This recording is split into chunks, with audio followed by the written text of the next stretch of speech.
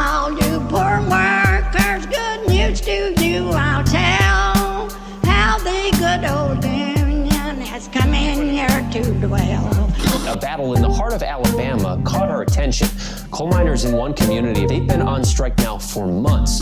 Working as long as 12 hours a day, 7 days a week, in some of the most dangerous conditions.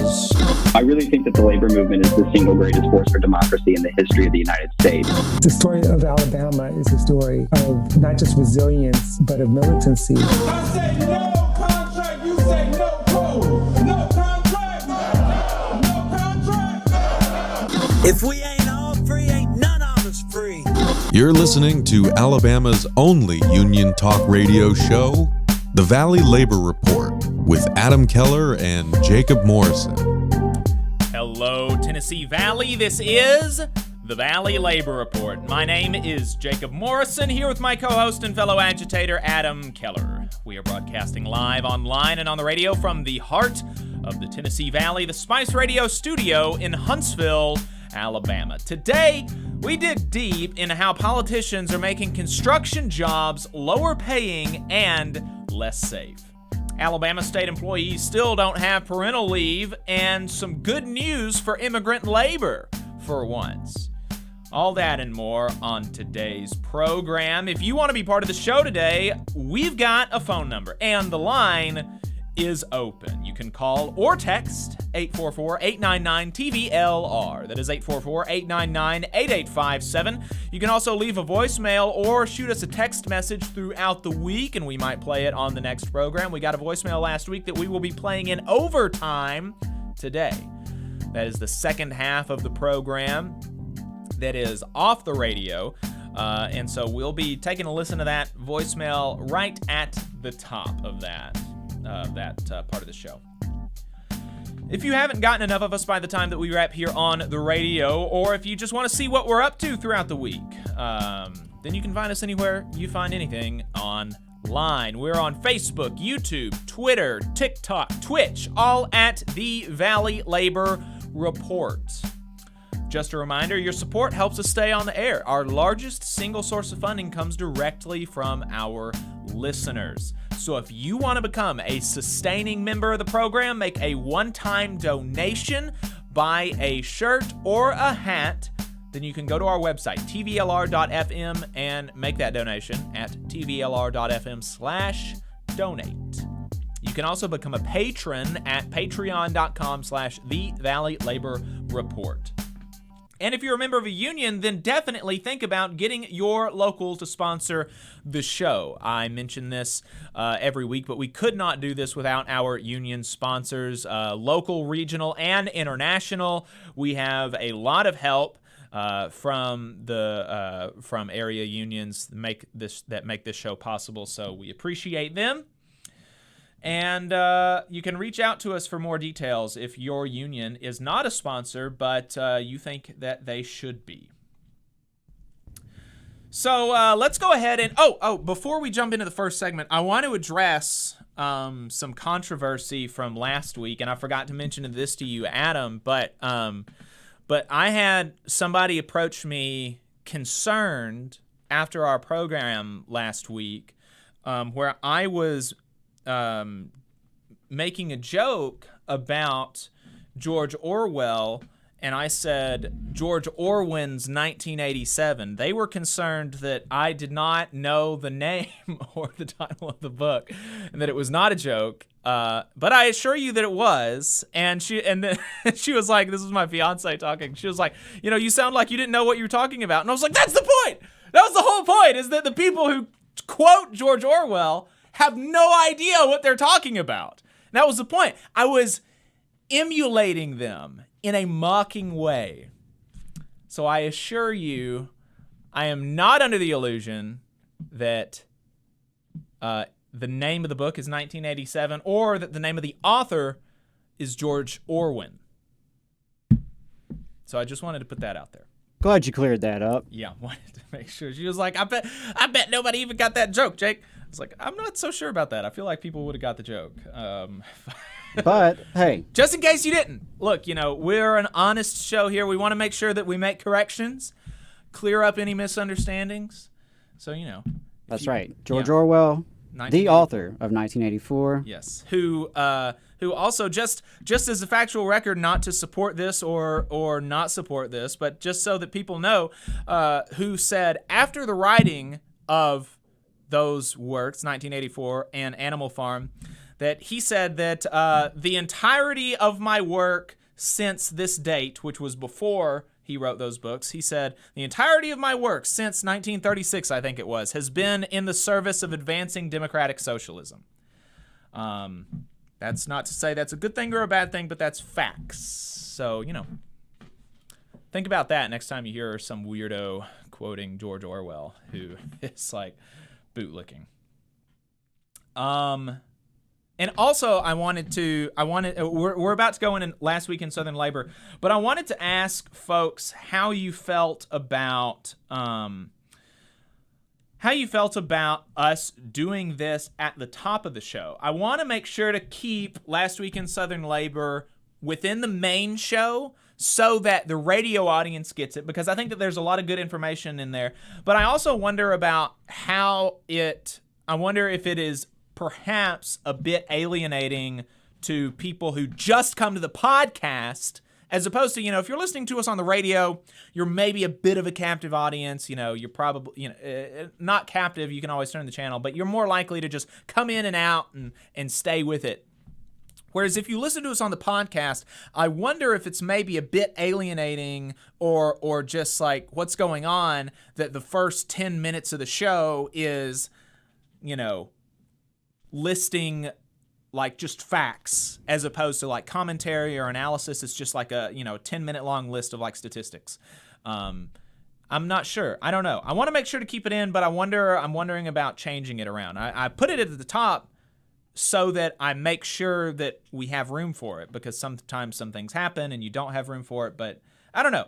Tell me your thoughts. Should we keep doing it at the top of the show, or should we move it around? Let us know. Absolutely. And for that matter, just we always appreciate your feedback on any given subject with the show. So if you have any feedback, we're in the process of getting a little survey together. We're going to distribute to our listeners. But you don't have to wait on that. If you have any thoughts, you have any ideas about how we can make the show better, always let us know. Yeah. So all of that preamble aside, Last Week in Southern Labor. Last Week in Southern Labor is a segment that we do every week mostly, where we tell you what happened in the labor movement in the South. We pull the information from Jonah Furman's newsletter, Who Gets the Bird?, which compiles all this information for the entire United States. So if you want to see what is going on outside of the South, then make sure you subscribe to that newsletter. It is at whogetsthebird.substack.com. With that, let's jump into new organizing for the week of January 8th to the 15th. We had 6 flight simulator techs at Aero Simulation in Mobile, Alabama, joining the Machinists Union. 4 workers at record producer American Vinyl Company in Asheville, North Carolina, are unionizing with IBEW Local 238. And 4 drivers for U.S. Food Service in Manassas, Virginia, are joining Teamsters Local 355. We had two elections last week. 50 baristas at all 5 locations of Louisville, Kentucky's Sunergo's Coffee voted 30-14 to unionize with the National Conference of Firemen and Oilers. That's an interesting pick. Interesting pick. Yeah, I'm sure there's a backstory there. So, yeah, I don't know if anyone ever comes across that backstory. I would be interested in it. 10 electricians at Fort Hood, Texas, deadlocked on joining the Machinists Union, which means that they are not unionizing. In strike and bargaining updates, for Labor Notes, Courtney Smith and Jonah Furman wrote a big article about the ATU, Amalgamated Transit Union, Local 689 strike against Keolis, a private operator of the Loudoun County, Virginia public transit system. It's the latest of many of these sorts of fights, especially in D.C., where private operators win a privatization contract on an impossibly low-dollar bid and proceed to aggressively fight the unions, where they exist, to cut wages and benefits. In this case, the company even forced, essentially, a revote on the union, which Local 689 handily won. In Charlotte, North Carolina, 500 or so transit workers with SMART, Local 1715, at the Charlotte Area Transit System, run by another private operator, RATP Dev, authorized a strike last week, but apparently won't walk before February. In September, remember, members rejected a contract that would have taken away days off in exchange for an 11% raise. The Service Trades Council Union, which is comprised of 6 unions representing 42,000 members at Disney World in Orlando, Florida, recommended that their membership reject the latest contract offer from Disney, which includes a $1 raise. Oh, wow. How generous of them. The contract expired in October, and the unions have been rallying for a new deal since. The players of the U.S. Football League, headquartered in Birmingham, Alabama, have ratified their first union contract with the Steelworkers Union. Very excited for them, hoping to try to get some of them on the show at some point. We've reached out to the union, and maybe we'll be able to get them on soon.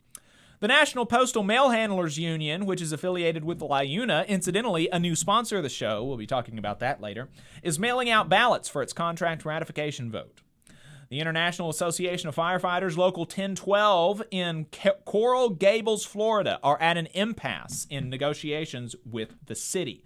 In politics and legislation, the Supreme Court heard oral arguments in the Glacier case that, at its worst, threatens to hit unions with extensive damages incurred by companies due to strike activity, and NBC, at least, thinks that our cloaked overlords are going to side with the company.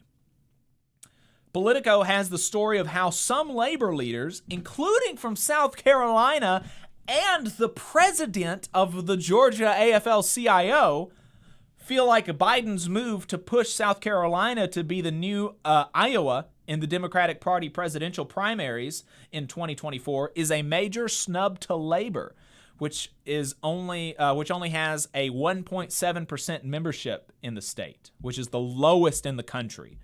I would add that my opinion is that it is a snub to labor, and I commend those leaders in South Carolina and Georgia for actually saying something. Yeah, that's pretty amazing. That said, unions, especially trades unions and worker centers, celebrated a newly announced Department of Homeland Security policy that would extend protections to non-citizens who seek to enforce their rights under the National Labor Relations Act.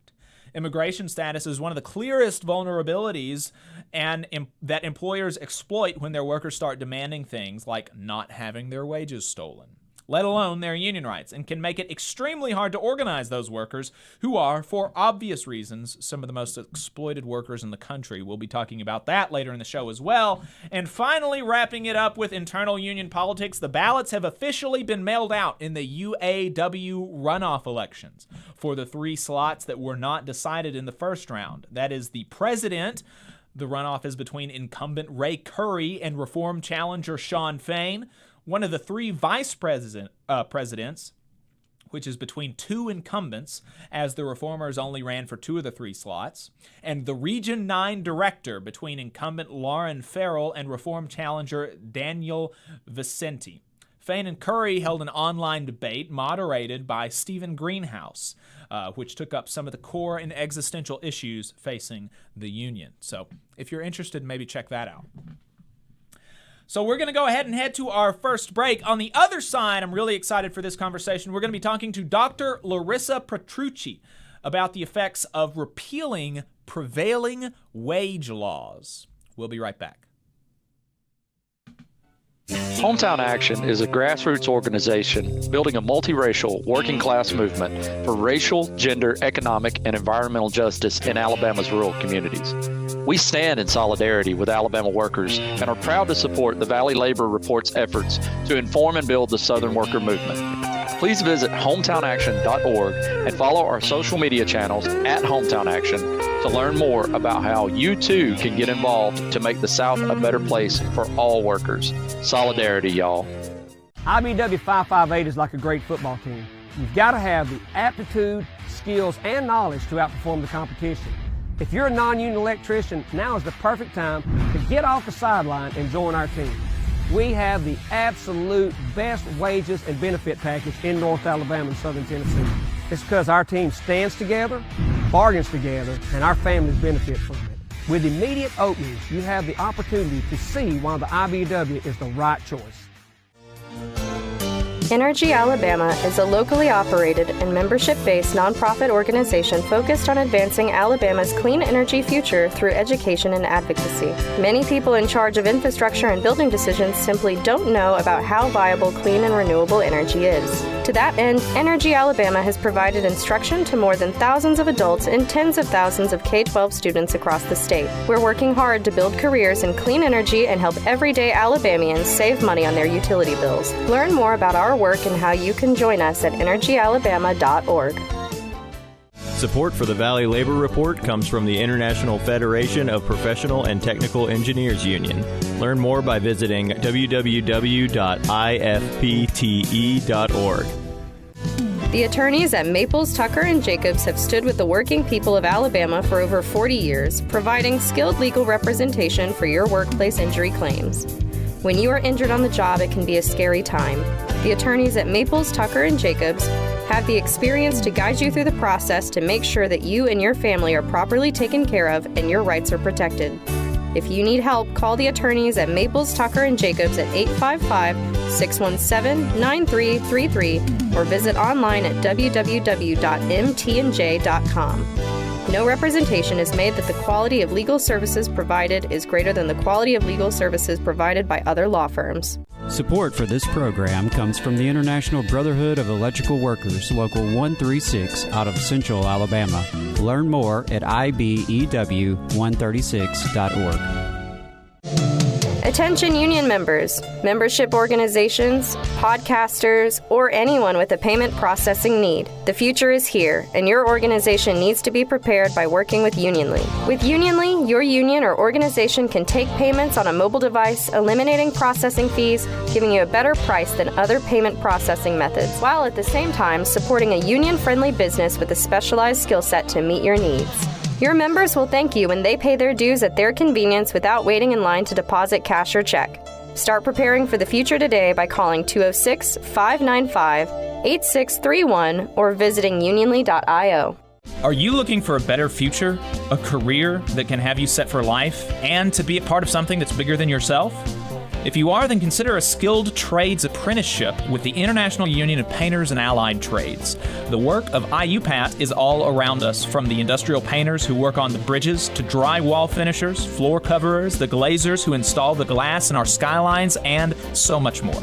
With an IUPAT apprenticeship, you earn while you learn and receive benefits while learning the trade, including a pension. We provide world-class education free of charge. That's right, no student debt.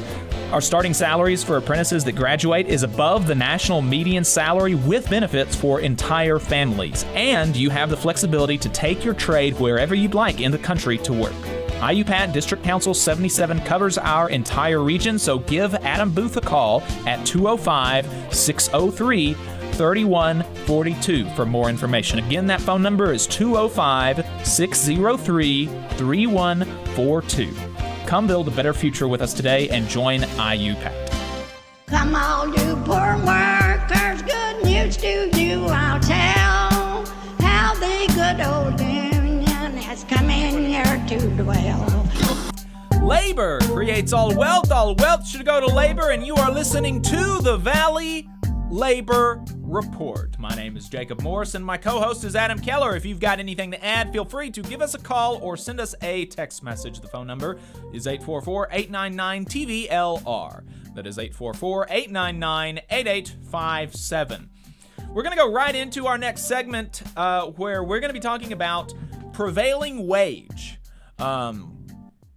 Prevailing wage, maybe that sounds a little bit too, boring or whatever, but the impacts are real, the impacts are important, and, I think that once you understand what it means, it's not really that boring, because the gist of it is, do you want construction workers to make more money, and do you want them to be safe, or do you not? And that's not boring. That's pretty relevant to not only construction workers, but also to, people in their community, people who maybe care somewhat about people other than themselves, right?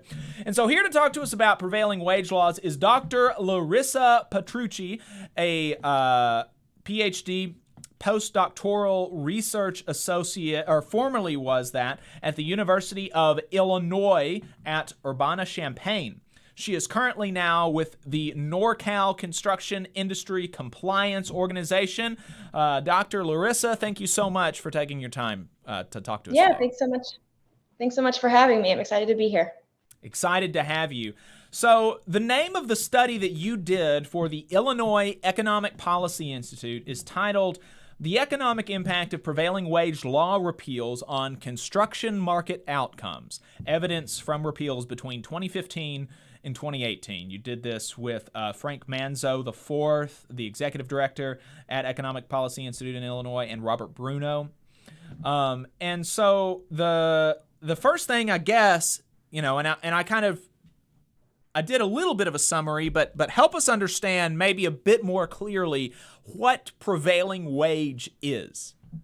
Yeah, exactly. Yeah, thank you so much for kind of setting it up. And I know the title isn't the flashiest title, but the content I think is really relevant, I hope, to all your listeners and beyond your listeners.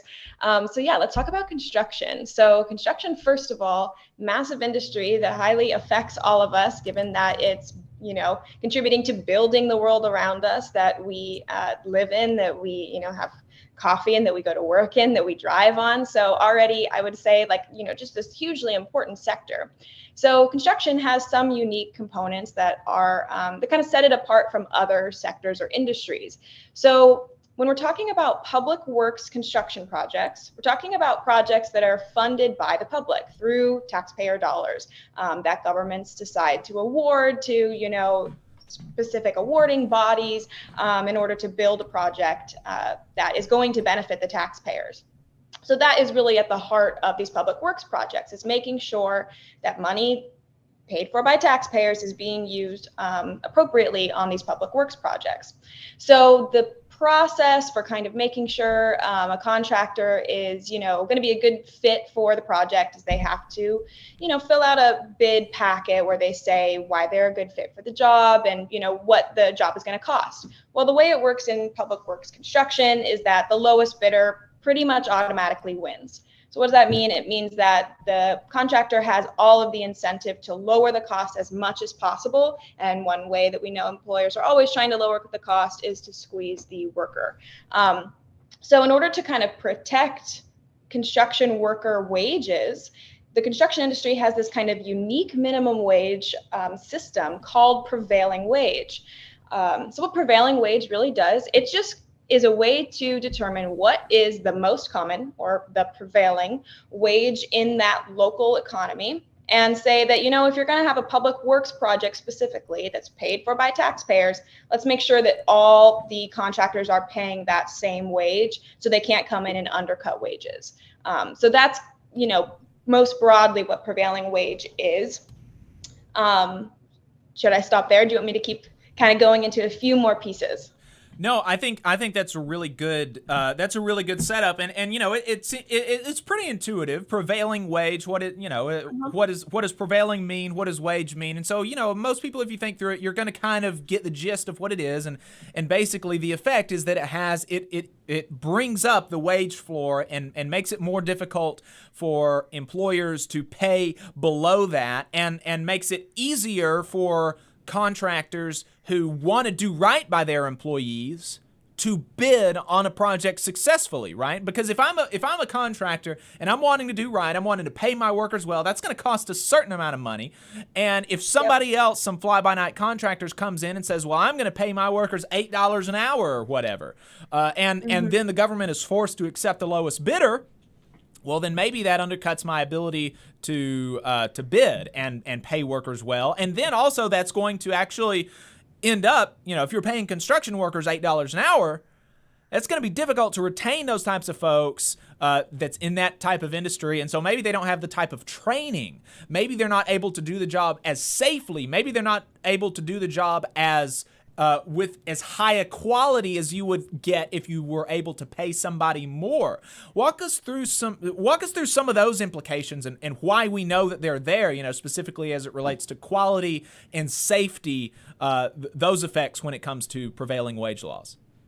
Sure, yeah. So just to back up a bit and to kind of talk about, the repeals, we can kind of set up why we did this particular study. So, as we both have now kind of mentioned, cutting worker wages is always seen as a strategy to, save costs. We all hopefully know that that is a very short-term way of looking at costs. And I think this is what our study proves.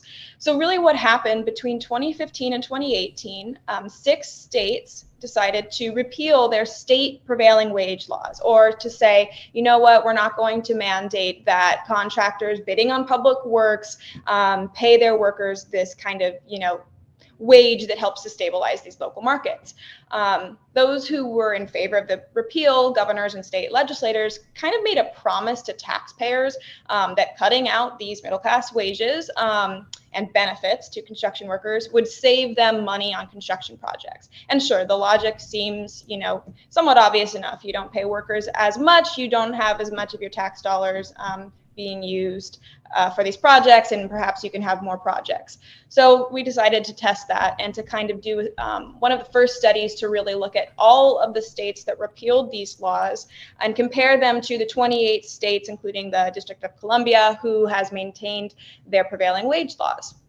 So we wanted to see, okay, there's this promise that it's going to save money. What actually happened? So, kind of broadly what happened is there were negative impacts for the workers, for the employers, and for the community.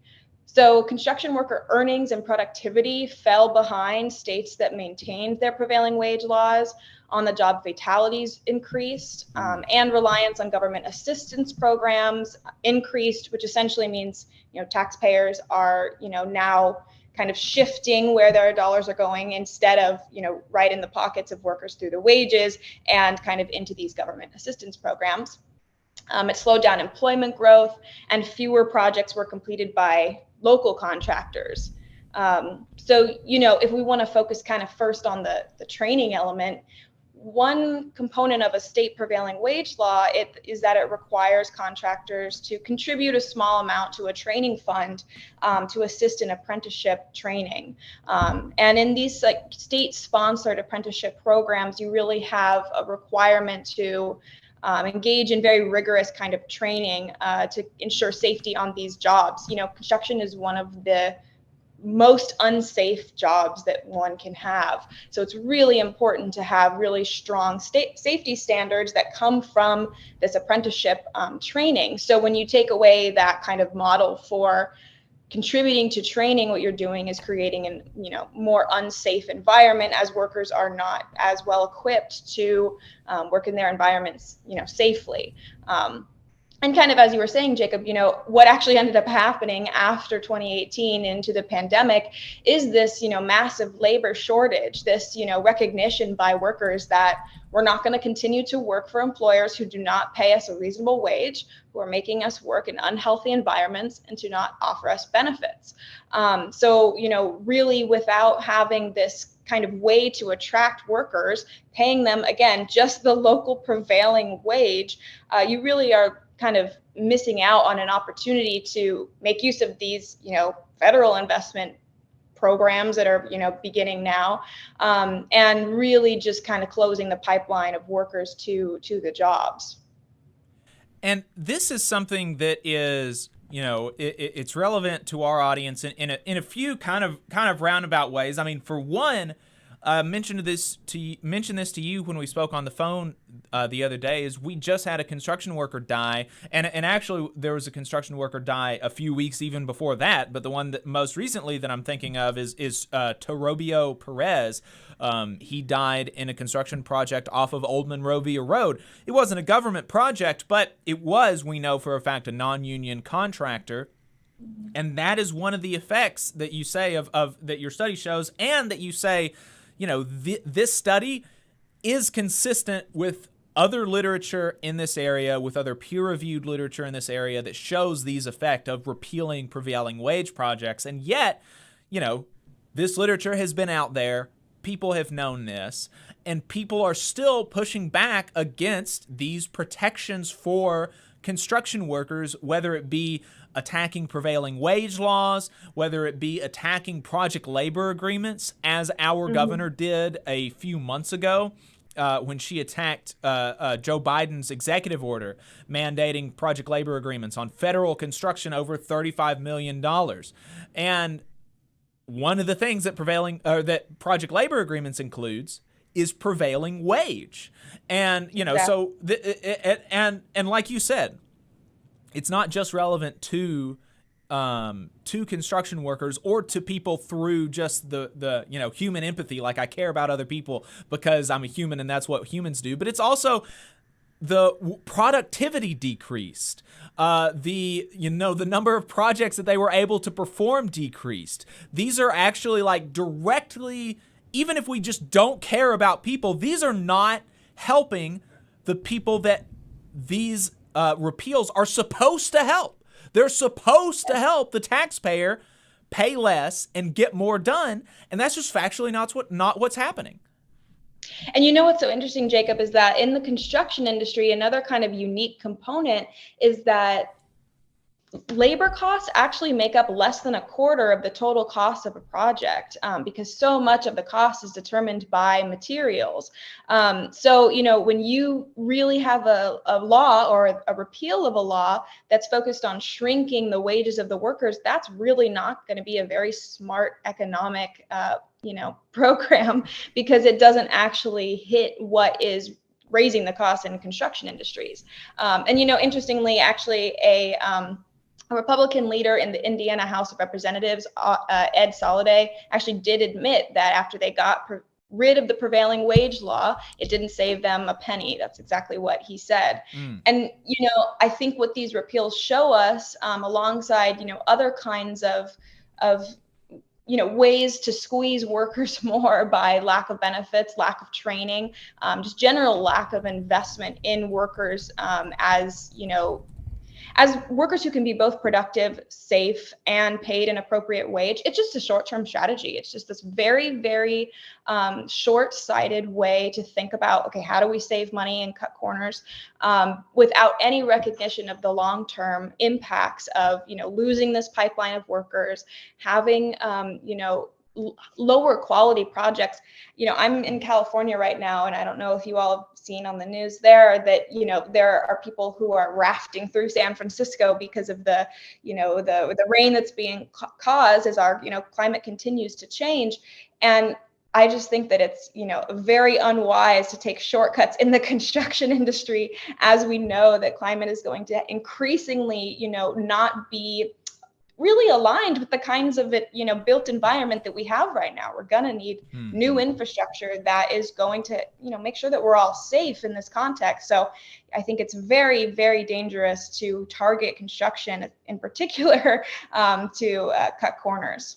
Right. And not only that Republican leader that you mentioned, Jim Justice from West Virginia said the same thing a few years ago. I don't know if you remember that, but I just looked it up. It was from 2021. Right. And he said, quote, "We passed the right to work law in West Virginia, and we ran to the windows looking to see all the people that were going to come, and they didn't come. We got rid of the prevailing wage. We changed our corporate taxes, and we've done a lot of different things, and we've run to the windows, and they haven't come." And that's the rub, right? That screwing over workers, it doesn't even give what it promises, right? It doesn't even attract businesses in the way that people pretend it will. It's just bad for workers and bad for the community. Exactly, yeah. And I think too, construction is such an amazing opportunity for really, especially young workers who are not sure what they want to do after they graduate high school, for example. This is an industry that you can get an apprenticeship training and earn while you learn. One of the only, still remaining, training programs where it's not an unpaid internship, where you're actually going to get, paid a reasonable wage while you learn on this job, and you do it without debt. You don't go to a 4-year college and accrue all this debt, and who knows what even happens after that. So this is like this pipeline to these really strong, well-paying jobs that can really support families. And you're by repealing this prevailing wage law, you're just completely getting rid of that pipeline. You're taking something that is a career and trying to make it into this very short term, almost gig-like kind of job. It just completely changes the nature of this occupation in a way that I think really does a disservice to workers. Absolutely. And one of the more, and I want to dig in really quickly to the two of the more maybe ancillary things that people wouldn't immediately think of. Okay, so I'm going to repeal prevailing wage and workers' wages are going to go down. I think that seems pretty intuitive to people, but they hope that there's these other benefits. But one of the other things that you mentioned is fatalities increasing. Talk to us about that and how it is that this happens and what's the degree of fatalities increasing. Right, exactly. So thanks for asking that. So the construction industry on-the-job fatality rate was 14% higher in states that repealed their prevailing wage compared to states that maintain them. So we were also, to be honest, a bit surprised at how big of a finding that was. And I think it really, again, just speaks to the importance of this training that the apprenticeship programs really provide to workers. These programs require workers to go through OSHA training, and it really leads to, as we can see, safer outcomes. Now, another thing that I will say isn't necessarily in the data, but a conclusion that one could logically come to is that if your overall framework for how you understand workers in this industry is let's cut their wages, cut costs as much as possible, you're just not investing in a high quality process, a high quality way of producing a good. It's an overall framework of let's do the cheapest thing possible and cut as many corners possible. So I would imagine that, contractors who are in states that are not really focused on protecting workers, are creating conditions where fatalities are more likely to happen. Right. And what about this, that after prevailing wage repeals, public works projects were more likely to go to out-of-state contractors? Talk to us about that. How is it that happens? Yeah, great question. Really what happens again is that prevailing wages are a way to stabilize local markets. But when you take that away, you really allow for contractors to kind of undercut these markets. So if you have contractors in states where they don't want to have to pay, whatever the wages that they're required to pay, they'll go to states where it's cheaper, where they know that they can cut the corners and, pay workers the lowest wage possible so that they can be the lowest bidder on the project and win the project. You see more out-of-state contractors coming in, undercutting these local markets, winning the projects. And then, again, these are taxpayer projects, taking the money that they earn and spending it in their own community. So, not only are local contractors being kind of cut out of local projects built for their communities, there's also less spending in that local community. So that's, another kind of way that this is not just a law that affects the workers of the industry, but all workers in all industries, because it really does have a ripple effect. Yeah, and that's a good point. That and this leads to another question that I wanted to ask, is that opponents of things like prevailing wage and project labor agreements, they say, oh, this unfairly advantages union contractors. It means that only union contractors can bid on these projects. And that's just not the case, right?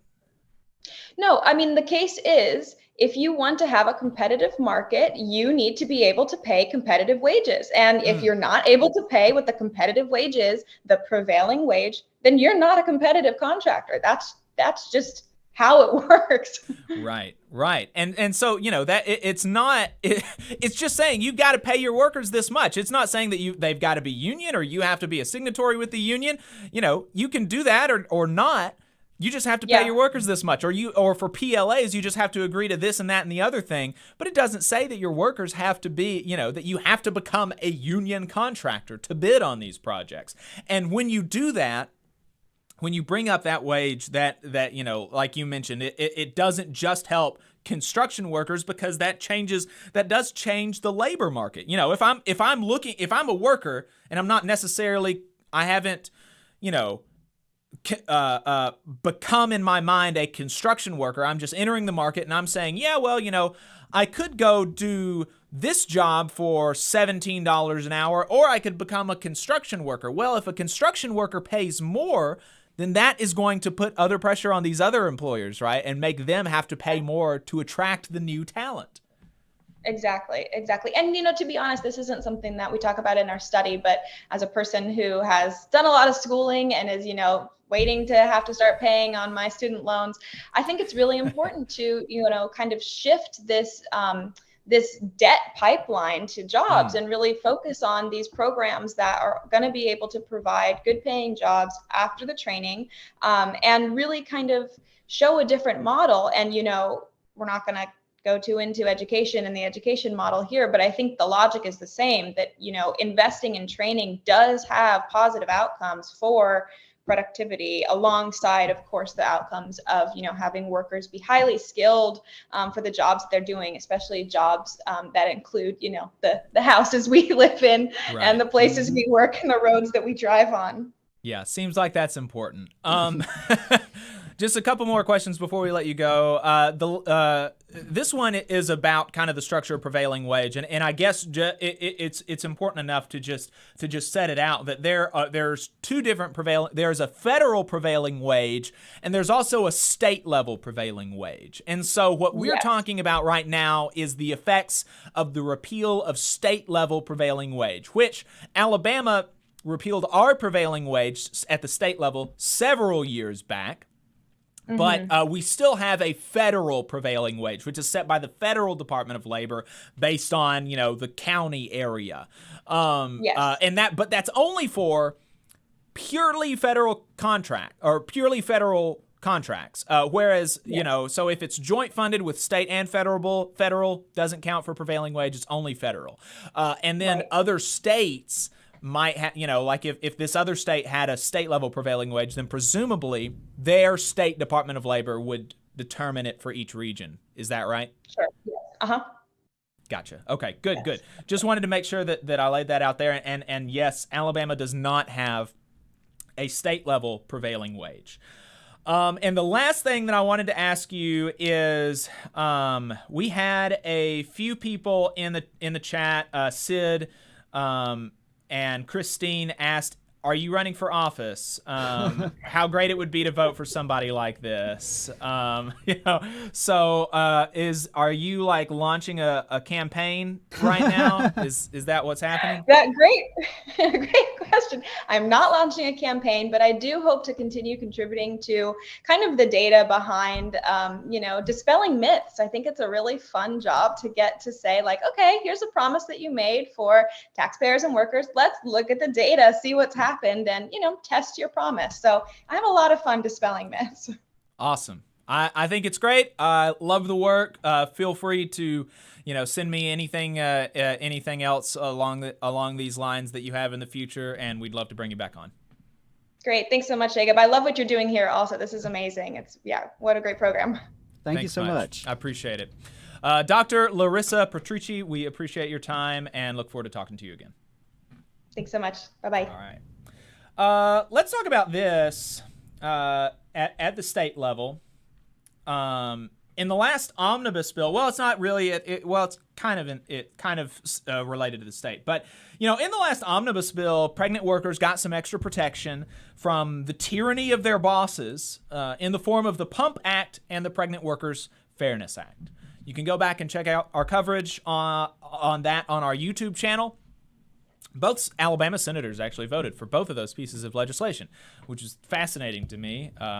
Which also, I think, lets you know the mildness of these reforms and protections. Right. But these protections for parents and pregnant workers, they might have you thinking about what other benefits and protections do pregnant folks have in Alabama.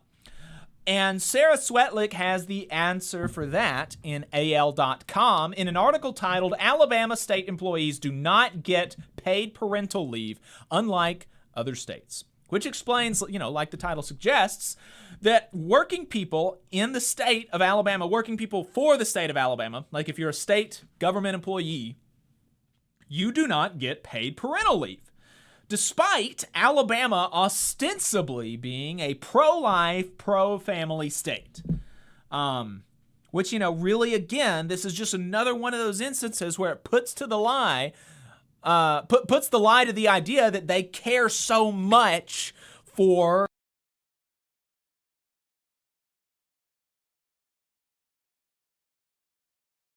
I think my mic just unplugged for a bit, but I think I got it back. It puts the lie to the idea that these people care for children, that they care for mothers, that they care for parents, because they don't even do that.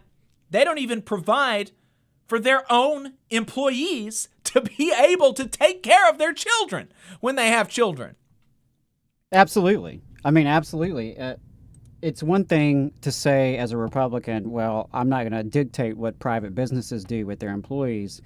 But if you are an elected official, you have direct influence on what happens with public sector employees, whether that be for the state of Alabama or for public education employers within the state of Alabama or local governments.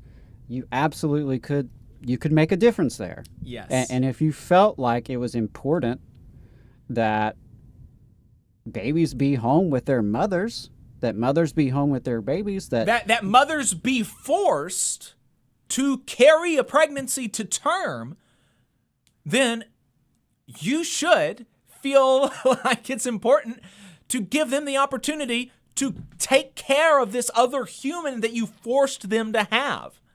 Right.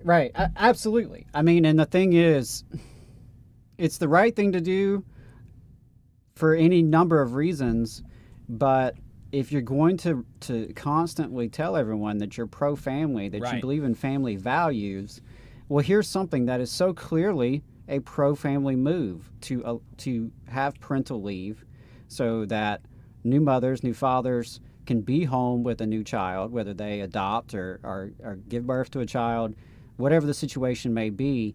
It is very clear, the research is like overwhelming how important that is for the development of the child, for the development of the family itself. So much so that you could argue it actually has an educational impact as well. And I think that's where a lot of times I get very upset about this issue, and I believe educators probably don't make enough noise about this when over 70% of public school teachers are female.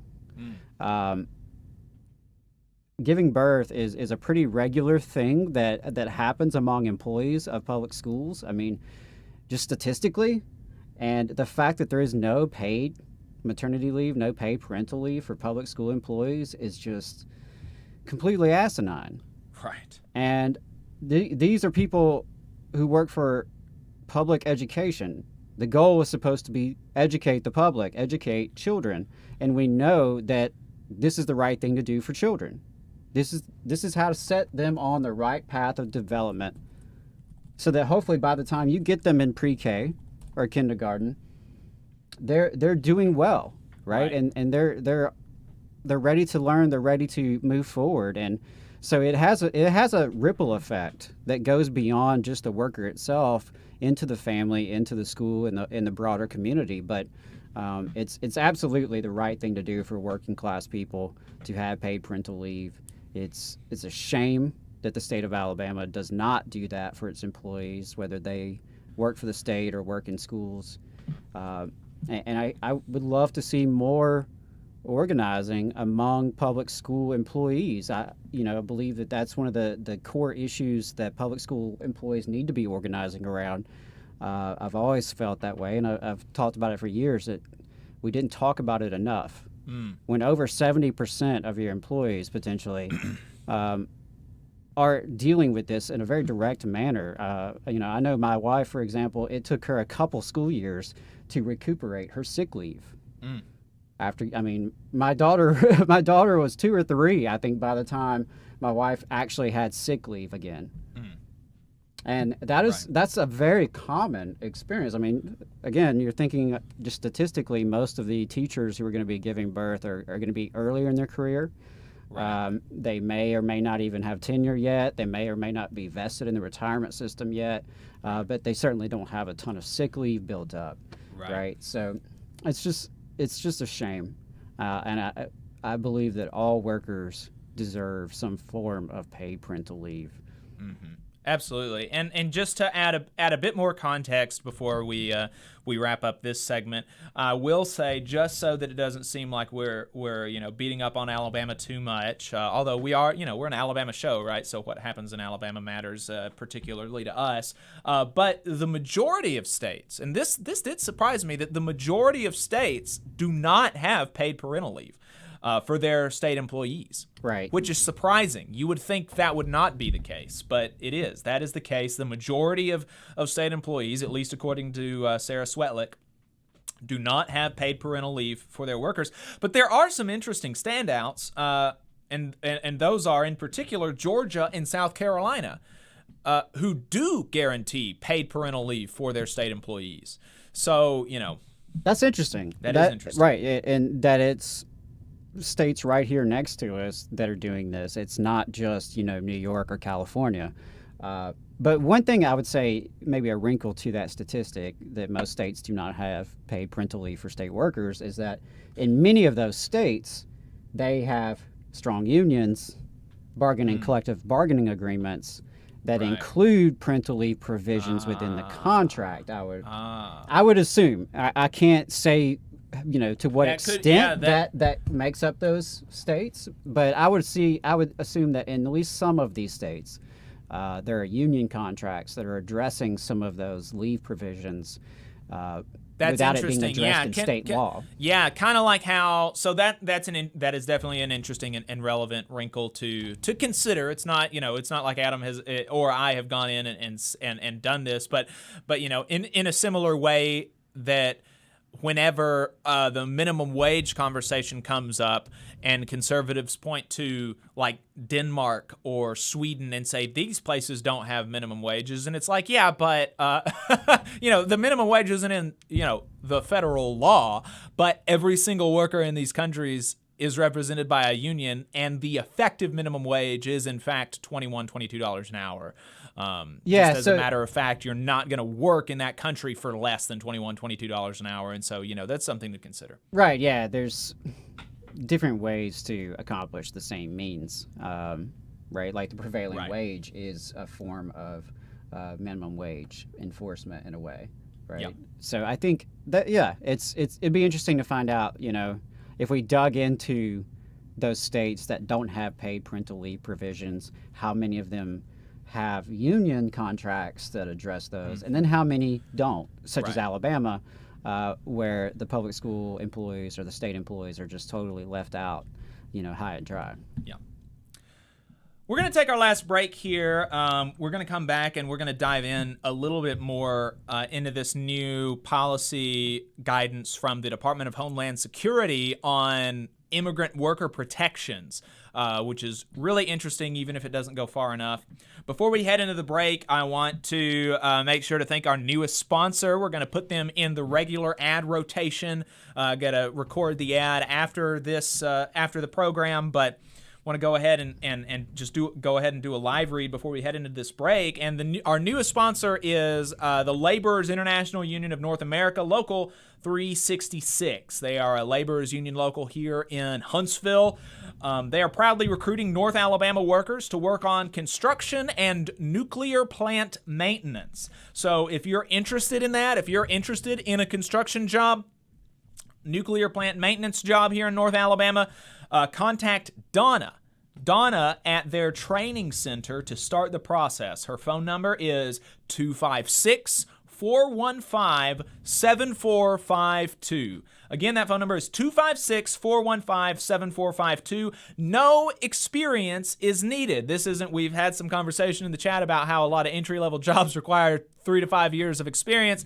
Not the case with the Laborers Local 366. No experience is needed. Free training is offered. You do have to be able to pass a background check and a drug test.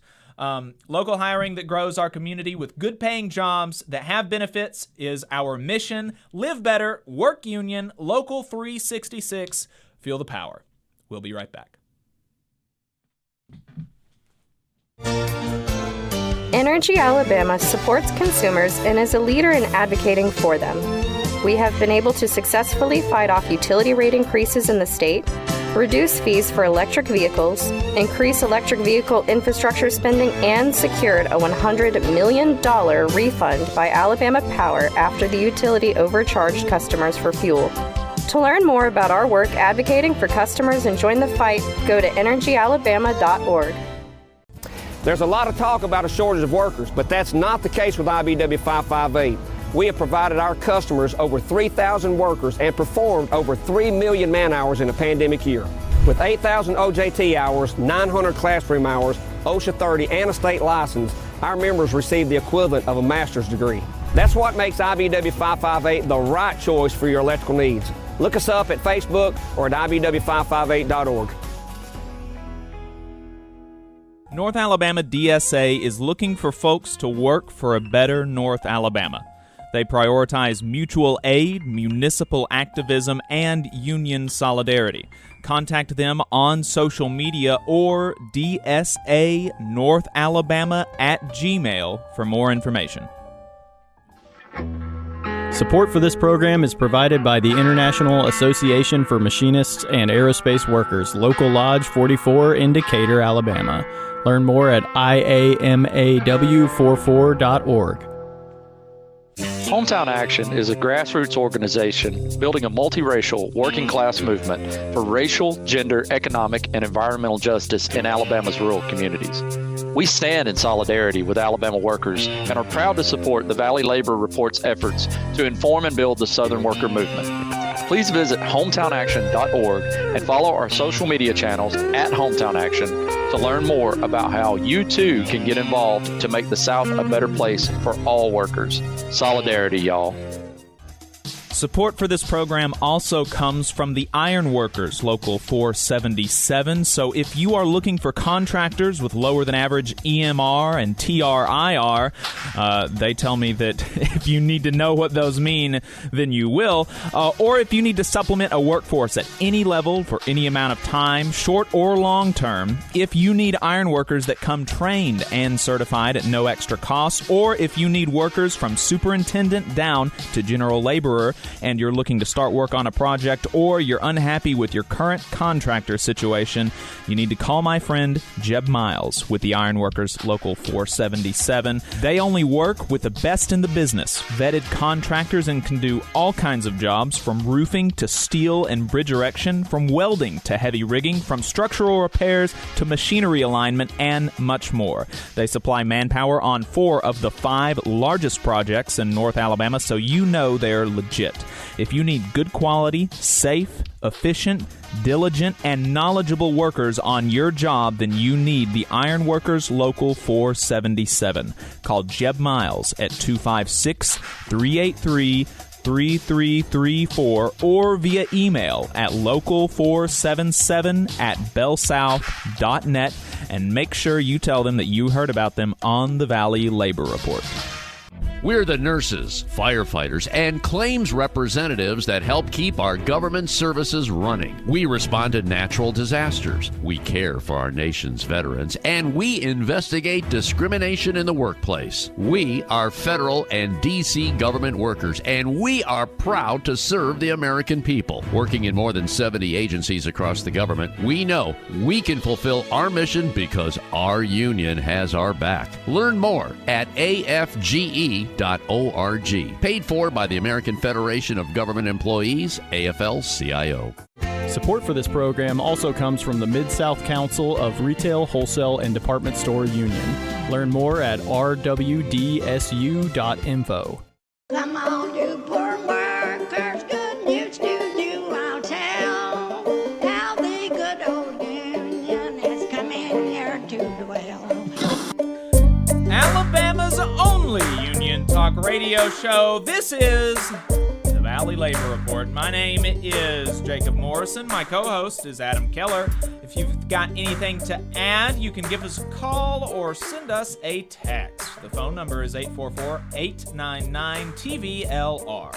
That is 844-899-8857. We got a text message. I solicited comments on the placement of the Last Week in Southern Labor segment. We got a comment. Somebody sent us a text from a 952 area code saying, I watch from outside of Alabama. I usually catch it live, sometimes after it airs. Your Southern Labor segment is my favorite, to the point I wish one existed in my region, so I look it up too. So I like it up top. I'm a DSA member, though. Be curious what other feedback you get. And I got a couple other comments in the chat saying that they liked it at the top as well. So we may keep it at the top. We'll see.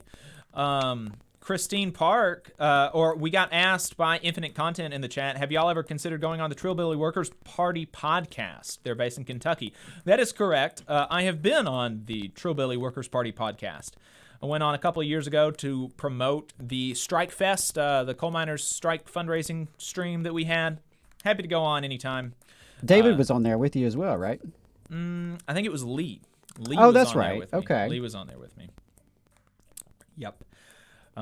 Christine Park said, I subbed to Means TV. Took a minute because I was looking for Trillbilly's channel, and there isn't one. Is there not a Trillbilly's channel? I think, I know Trillbilly's has some stuff on Means TV, but I don't know if they have... a channel per se, but glad to see Means TV getting a shout out though. Yes, big fans. We are big fans of Means TV. Means Morning News is a part of my routine now. I really dig that program. It's worth it to subscribe if for no other reason than Means Morning News, in my opinion.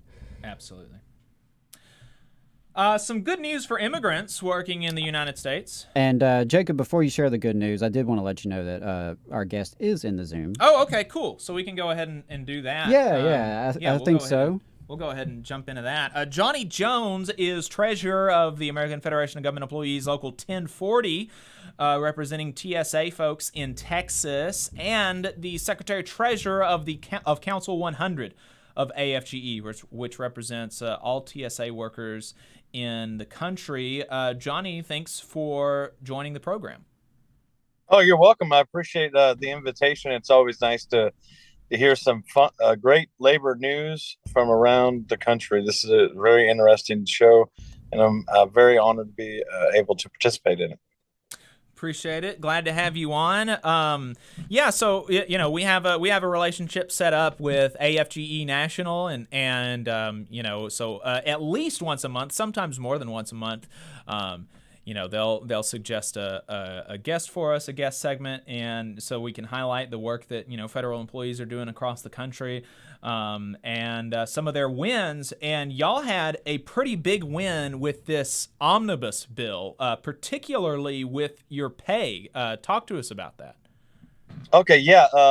The omnibus bill had about $400 million to address pay and collective bargaining rights for the TSA officers across the United States.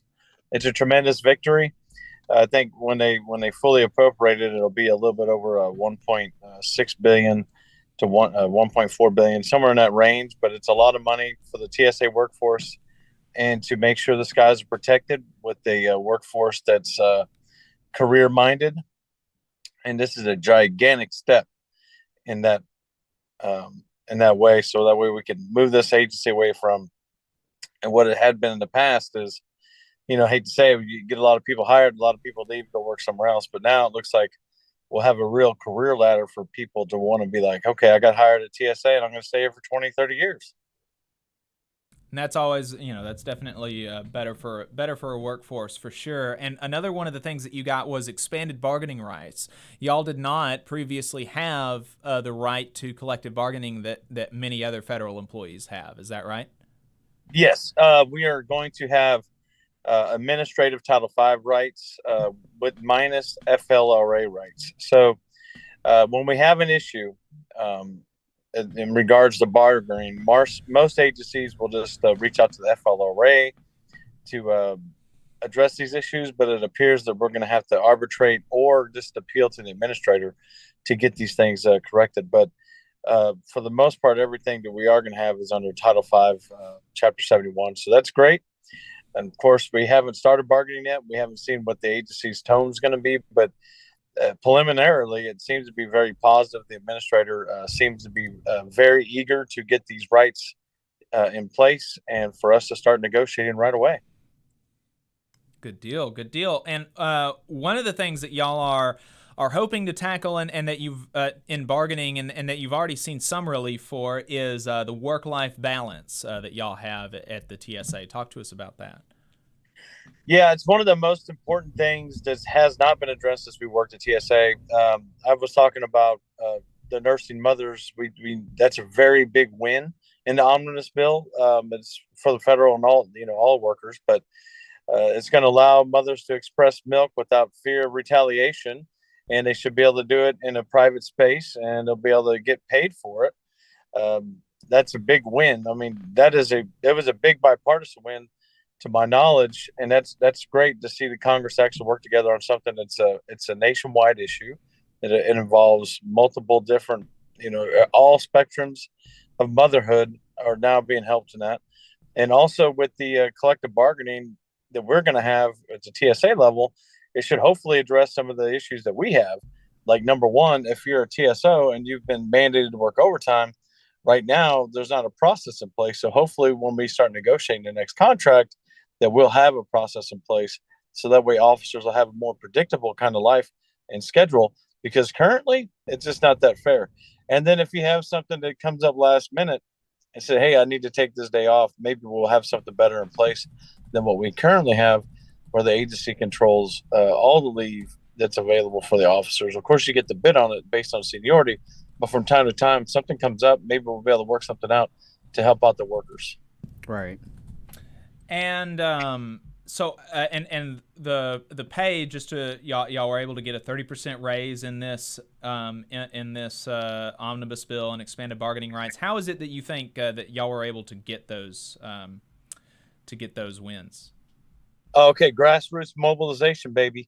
That's exactly what it was. It all started from when we first got hired at TSA, and by 2005, AFGE had started representing some of the workers.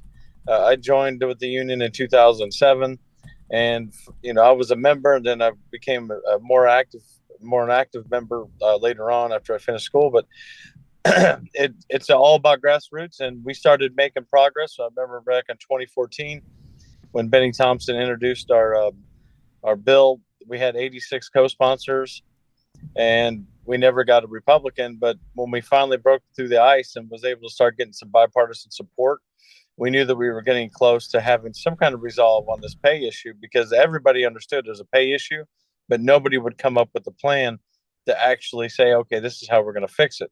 So I do have to give some kudos to the administrator staff for at least putting together a pay plan that Congress can look at and then vote on. So that was probably one of the biggest things to finally get it to the forefront, where the White House, the secretary, and the administrator were all on the same page, along with all the activists in the union, to make sure this happened for the workers. Johnny, Treasurer of AFGE Local 1040, Secretary Treasurer for AFGE Council 100. Appreciate your time. Thanks for calling in. Hey, well, thank you for having me, and I'd be more than happy to hop on anytime. Thank you. Absolutely. Thank you so much. Oh, you're welcome. We've got a caller on the line as well. We can go ahead and bring them on the air. Well, give me just a sec here while we transition this Zoom over. Gotcha. Want to make sure our settings are set up for our caller. I do appreciate y'all's patience. Remember, I am not a radio professional. Yeah. Though I'm sure you have not forgotten that. And Yeah, so we have a caller from the 863 area code is what you said? 863 area code. What's your name? Where are you calling from?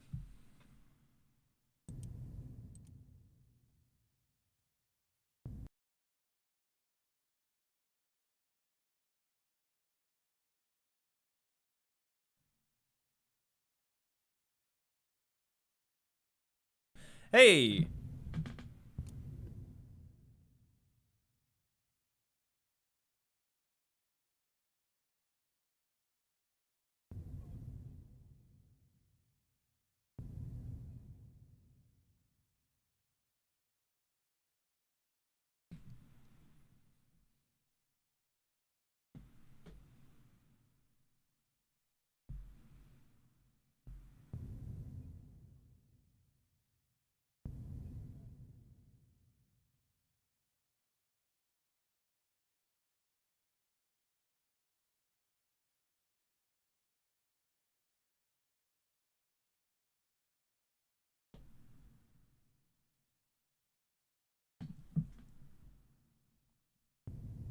Thanks so much, Joey. brother. Appreciate and, it. Congratulations on the new local win. Yeah, Always nice to organize a new shop, so that's great.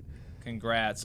Looks like I think probably the radio heard the caller, but YouTube didn't hear it. We hear you, but no other voice. But that was Joey Leach calling from Tampa, Florida, letting us know that they just won a union election, 20 more folks, and so he's going to a union election win party. So glad to hear that. Appreciate the call, Joey. Absolutely. So we've got some good news for immigrants working in the United States, which is not that often that we hear good news for immigrants working in the U.S. And that is that the Department of Homeland Security last week announced, quote, a new streamlined process for immigrant workers to obtain temporary protection from deportation and work authorization if they are involved in a labor dispute. The National Immigration Law Center put out a frequently asked questions document about the new policy, which in part they outline who is eligible and how to apply. So if you're an immigrant and you reckon your employer is violating the law or your rights, and if you know anybody in this situation, then definitely listen to this, and we will and try to find some legal counsel for sure. So, who is eligible to apply for this new protection? Immigrant workers who fall within the scope of a labor agency investigation, where the labor agency has requested support for prosecutorial discretion from USCIS, I forget what the acronym stands for. Workers in that situation are eligible to request prosecutorial discretion under the new guidance. This inclusive standard is meant to address the broad chilling effect of immigration enforcement on labor standards investigations and includes workers who have not personally been subject to direct threats of retaliation. While this guidance explicitly requires support from a labor agencies from a labor agency for an individual's request for prosecutorial discretion, there may be instances where an individual is engaged in a labor dispute but has not filed a claim with a labor agency. Workers in this situation are encouraged to contact the National Immigration Law Center to strategize how best to articulate the government's labor law enforcement's interests in their case to the Department of Homeland Security.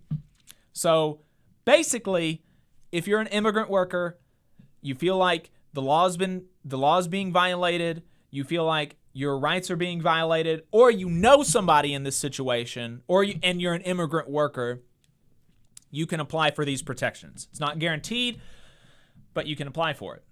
So what are the steps for a worker to receive this benefit? Well, in a typical case, there will be 5 steps for a worker to receive this benefit.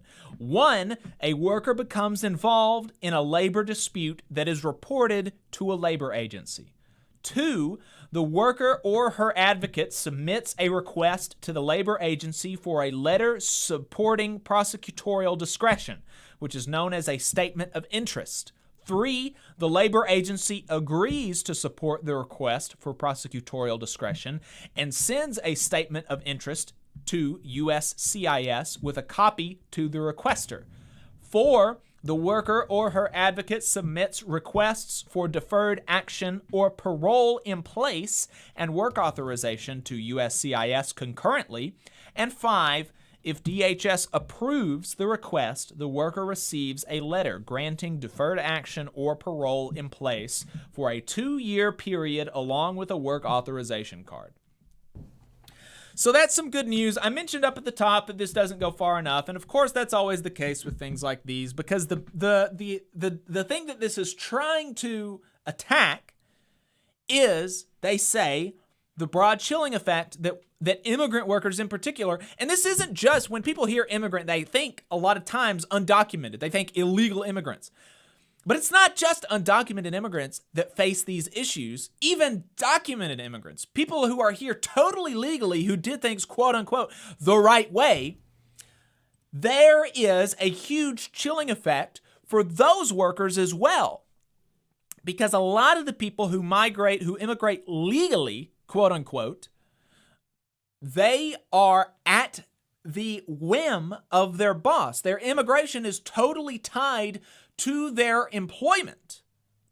And so, let's just think through it, If I'm an immigrant worker who's here legally, I've done things the right way, I've waited in line, blah, blah, blah.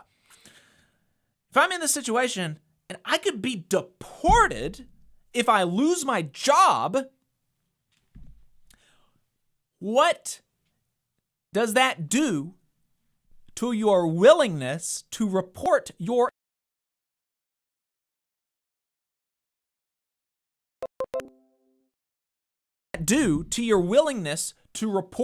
employer for violating the law, for breaking the law, for violating your rights? Well, it decreases it, right? And of course, that's obvious.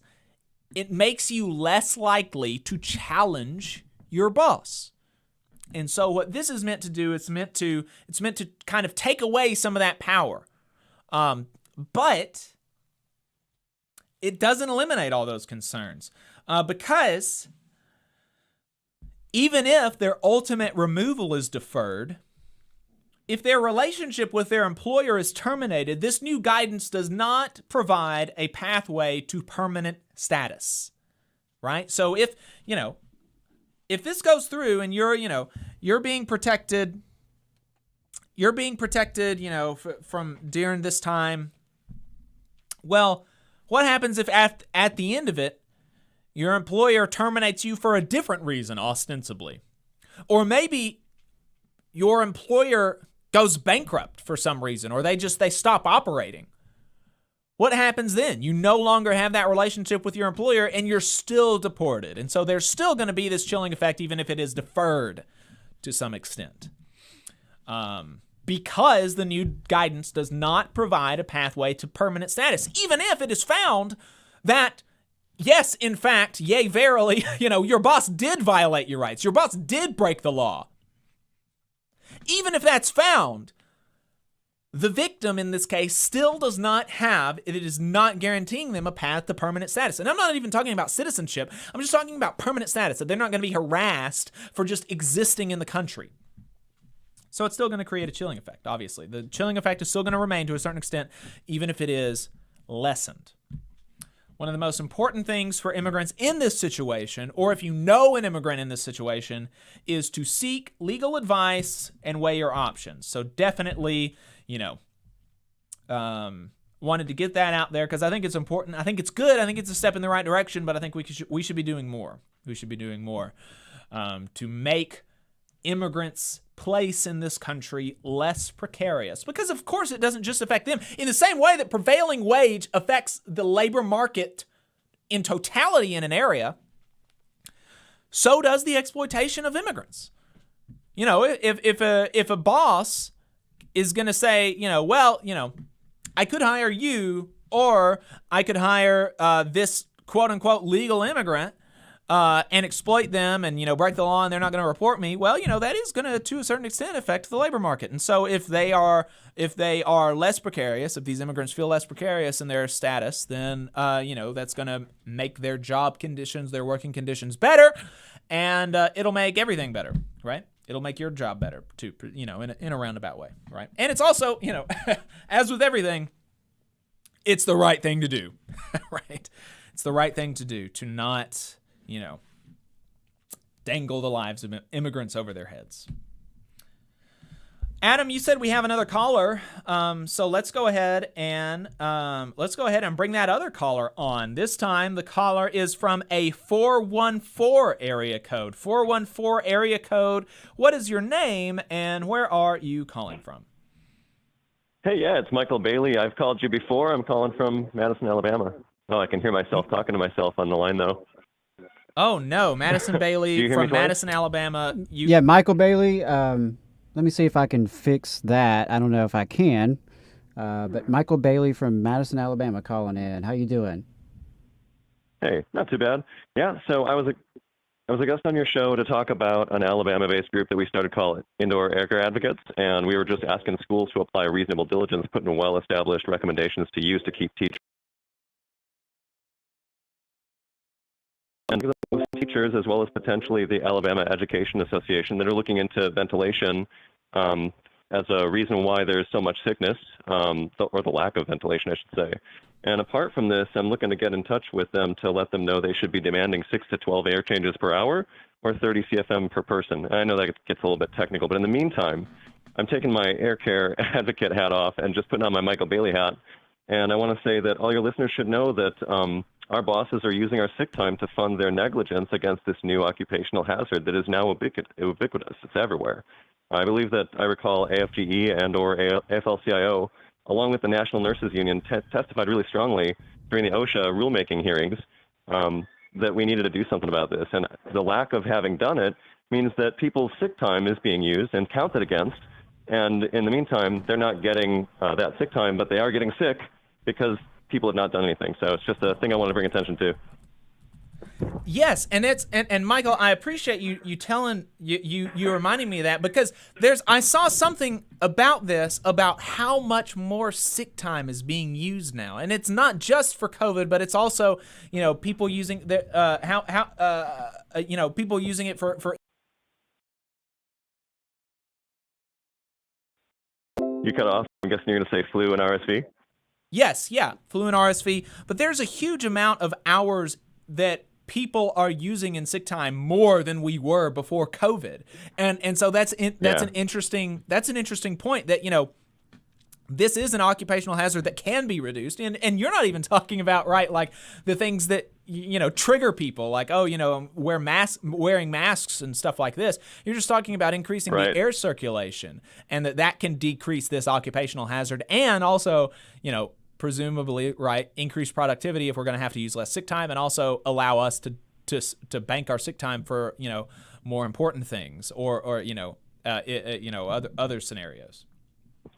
Yeah, there's a lot of documentation that says that ventilation keeps people in the office, keeps them productive, and increases profits. There's also the fact that Ontario Public Health in Canada foresaw this, and they published information to the effect that COVID has a lot of established literature about basically creating immune dysregulation and immune impairment. So they kind of were like, I'm not really sure how badly this will affect hospitals.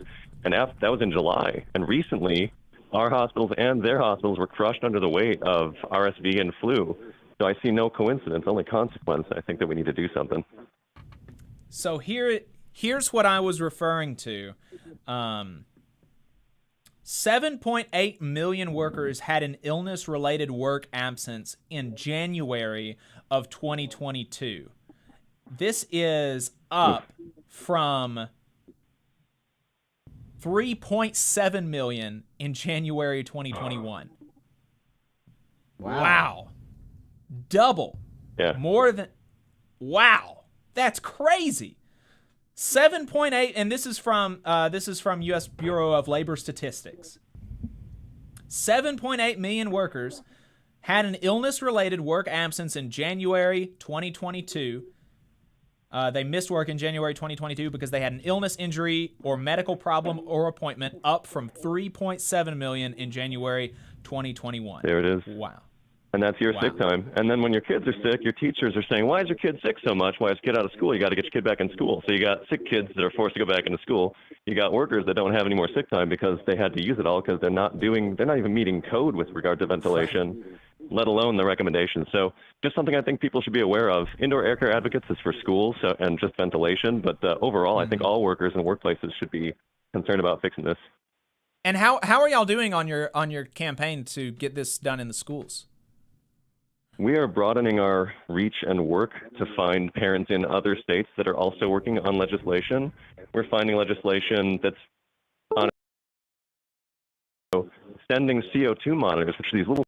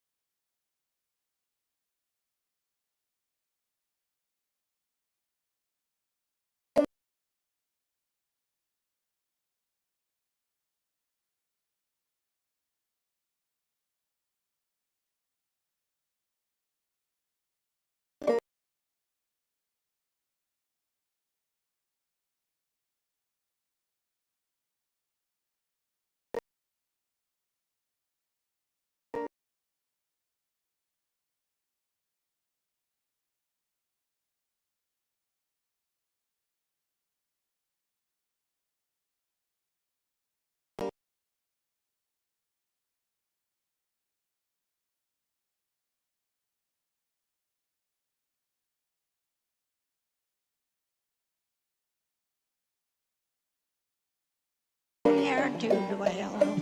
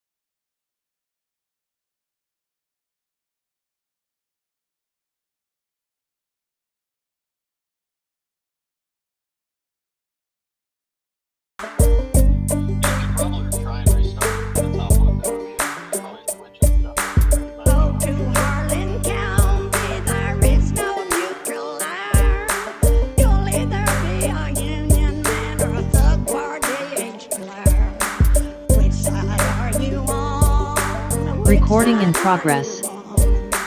Which side are you on? Which side are you on? Come on, you poor workers, good news to you I'll tell. How the good old union has come in here to dwell. Which side are you on? Which side are you on? Which Hey. Look like a haven. Yeah, maybe. Hey, hey, hey. Can y'all hear me? I'm not seeing the chat, though.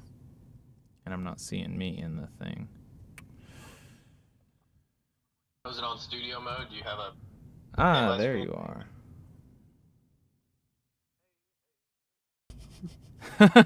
Looks like okay.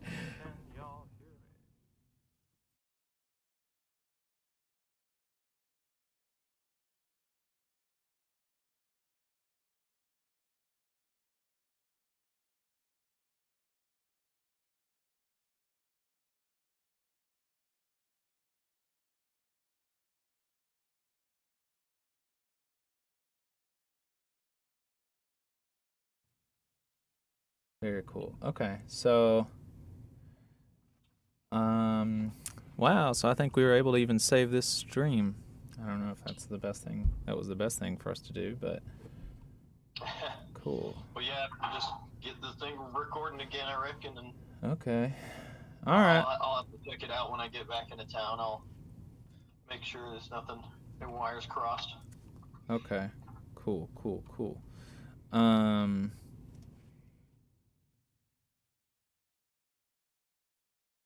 All right. Thanks, Ben. All right, no problem. Bye. See you, man. Bye. Have a good show. Appreciate you.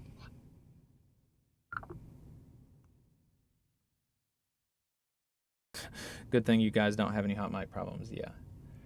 We're not going to say anything that we wouldn't say to you guys. Okay. So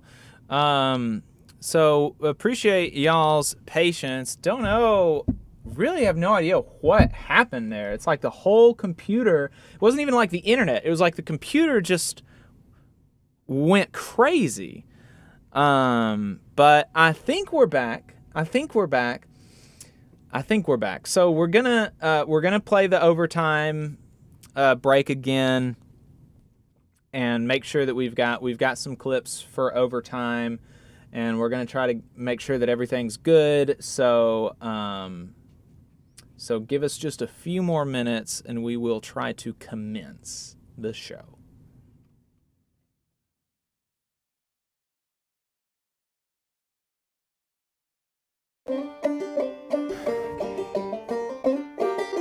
All right. So come on, you poor workers, is this good news to you I'll tell. set up to How the good old union has come in here to dwell.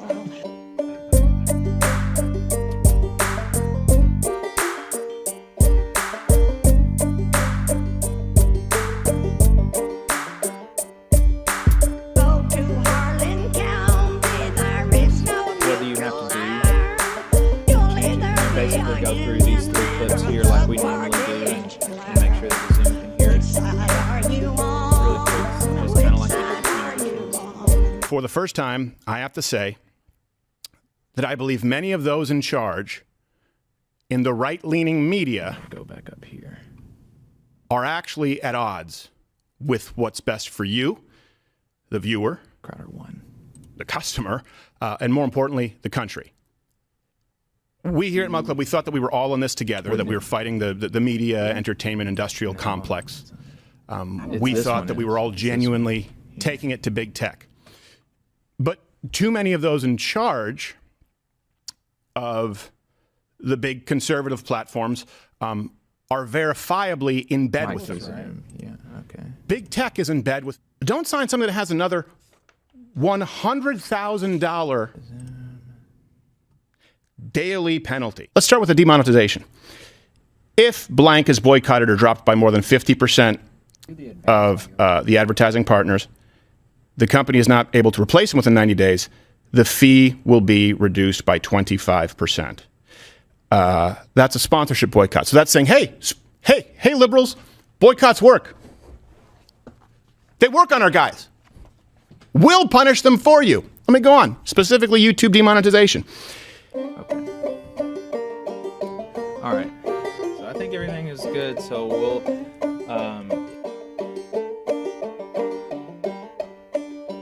Come on, you poor workers, good news to you I'll tell. How the good old union has come in here to dwell.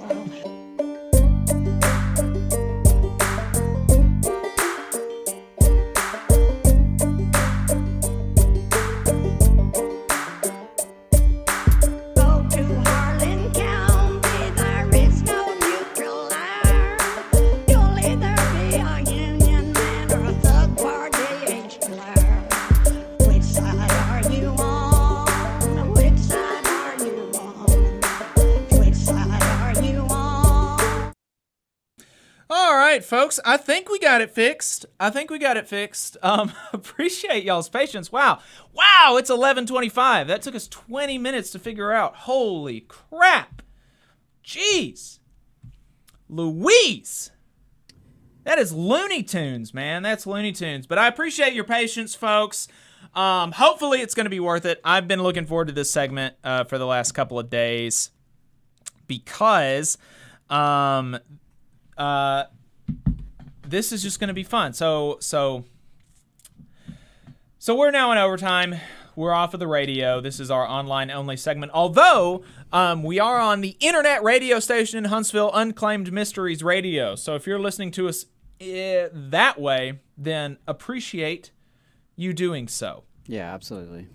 So we were gonna save it for 11:30 and do 30 minutes of other stuff. We've got some other stuff ready for overtime, but since it's now 11:30, we're gonna go ahead and talk about this. Talk about the stuff with Steven Crowder, because Steven Crowder has been making a huge fuss about how his feelings have been hurt by a contract offer that he received from the Daily Wire. And so, you know what we said? We said, well, we're union folks. We have experience. Adam and I have never actually bargained a union contract, but I read union contracts. I have to enforce a union contract.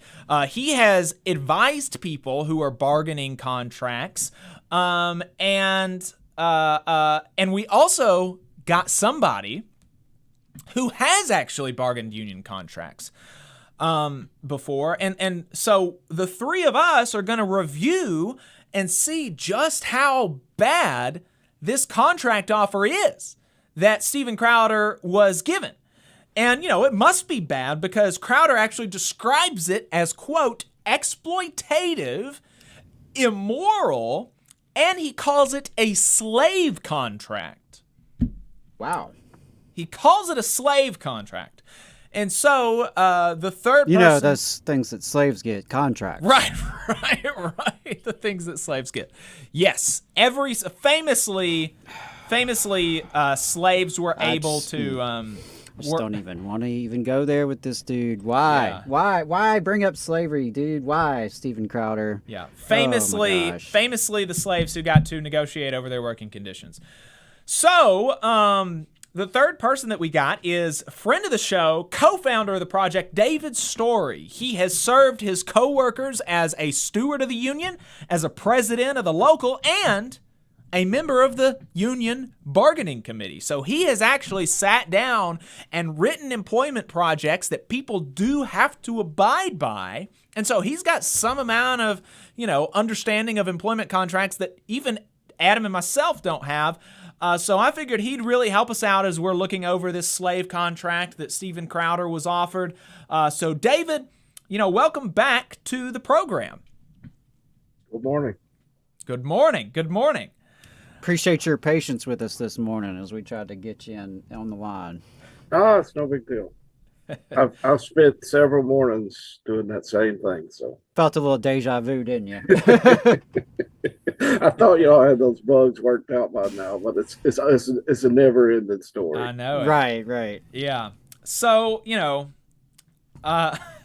before we actually dive into the contract, I want to just, help David, you, and the audience understand just how perturbed Stephen is by this contract, because his voice is really gonna convey it even better than the words exploitative and immoral and a slave contract. Those words are really, they really punch you. But I think if you just hear his voice, you can tell how upset he is, and the way that he's breathing, and that his voice just, so anyway, Adam, let's play this where he's talking about just how upset he is about this. And I haven't heard these, so this is all new to me. For the first time, I have to say that I believe many of those in charge in the right-leaning media are actually at odds with what's best for you, the viewer, the customer, and more importantly, the country. We here at Mug Club, we thought that we were all in this together, that we were fighting the media, entertainment, industrial complex. We thought that we were all genuinely taking it to big tech. But too many of those in charge of the big conservative platforms are verifiably in bed with them. Big tech is in bed with Big Con. Wow. The people you thought, the people I thought were fighting for you, a lot of it has been a Big Con. So here we go. Did you hear how his voice, especially when he said the customer, it's like he just almost started crying there. Not the poor customers. He was scared. Yeah. I mean, you could just really tell, this is a big deal for him, and how offended he is by this contract, and even potentially, how scared he is, oh no, I'm not going to have a benefactor anymore. I'm going to have to, do this on my own or something, right? Yeah. It's just amazing. It's amazing. And so, with that out of the way, with, everybody now understands how this is, this is a really big deal, right? This is a really big deal to Steven Crowder. So let's actually go ahead and dig into the contract, and let's just start with the time off, because he really takes an issue with this about how little time off he has. And how it's really, this type of thing contributes to burnout in the industry. So let's listen to how Crowder explains it. Don't sign something that has another $100,000 daily penalty if it's not signed off on beforehand. You get hit by a car, you have a sick day, you could lose $100,000 a day. Hey, anyone wonder why there's burnout in this? Anyone wonder why you have kids come up and they leave and never to come back? You think if you had that kind of a penalty, you think if someone said, hey, we're going to penalize you $10,000 every day you miss coming into work, you think you'd be stressed? This is worse than the left. This is worse than the left. Listen, y'all, I have to confess, I have never wondered about the turnover in right-wing media. I've never wondered, why do these young guns come in and get burnt out? I just thought it was because they were spewing poison, and it probably, aided their soul. And it just was not sustainable long term. But I'd never really thought about it deeply, so which of them's got burnt out? I don't even know who he's talking about. Right. Yeah. I mean, it's like a dime a dozen nowadays in that sphere. Right. Yeah, I don't see burnout being the problem. Not at all. And maybe even not enough burnout. Maybe right. I think these probably these conservative right-wing talkers, they don't work hard enough. Is probably there's too many of them and they get too much money for doing nothing, basically. Well, that's what I was going to say. Okay, a $100,000 penalty. Okay, well, we're already talking about money that's outside the norms for most any of us. Right. We're, a day. A day. A day. Right. I mean, that's insane. Right. And so let's, he's saying his penalty is $100,000 a day. So what is he only making $200,000 for the whole year, and maybe his half of his income is gone if he's missing one day? That would stress me out if I was slated to make $200,000 in a year, but if I miss one day of work, my income gets cut in half. So that would be stressful. Right. And if that was the case, that would be stressful. But what he doesn't mention in there, when he's trying to make you feel sorry for him about how he would have burnout under this contract, is he doesn't mention that the contract offer was for $50 million. So even if you miss a day of work, $100,000 out of $50 million is like, well, I can do without $100,000, right? If I really am not feeling good, if I get hit by a car, like he says, I'm going to lose $100,000, but that's okay. I have $49,900,000 left, so it's really not that big a deal. But also, he doesn't mention that he has 4 weeks off that he can schedule at his leisure, and the contract is only for 4-day work weeks. So he has, under this contract, every single Friday off. This guy has a 3-day weekend. He would have a 3-day weekend under this contract, which would amount to, I figured this up, because most of us, most working people have to work 5-day weeks. And so if we only had to work a 4-day week and we made the same amount of money, that would be essentially like getting every Friday off paid. And so I figured, how much would that be actually? And it turns out there would be, if you took, 4 weeks off, other than those 4 weeks off, there would be 48 Fridays left in the year that other people have to work that Steven Crowder doesn't have to work, right? And so that amounts... You're using the word work kind of loosely. Yeah, well, that's true. Right. That's true. But, doing... Probably not a lot of work to just turn on a camera and spew bigotry for an hour or two. Yeah. Just whatever stupid shit comes out of his head. So, whatever it is that he does that he gets paid for, he doesn't have to do whatever it is that he gets paid for almost 4 months out of the year. And he's getting $50 million over 4 years. So, David, you have negotiated several contracts, and we have, and on this show, we've covered a lot of instances of people getting burnout, of people, fighting over, how many paid days off we have. Is that arrangement, 4-day work weeks plus 4 weeks of vacation, is that something that you feel like is going to be like, would contribute to burnout in an industry? I mean, I don't know, man. I guess if you're like making $100 million and they're offering you 50, then yeah, I would be distraught over that. But I think most of our members would probably be jumping up and down.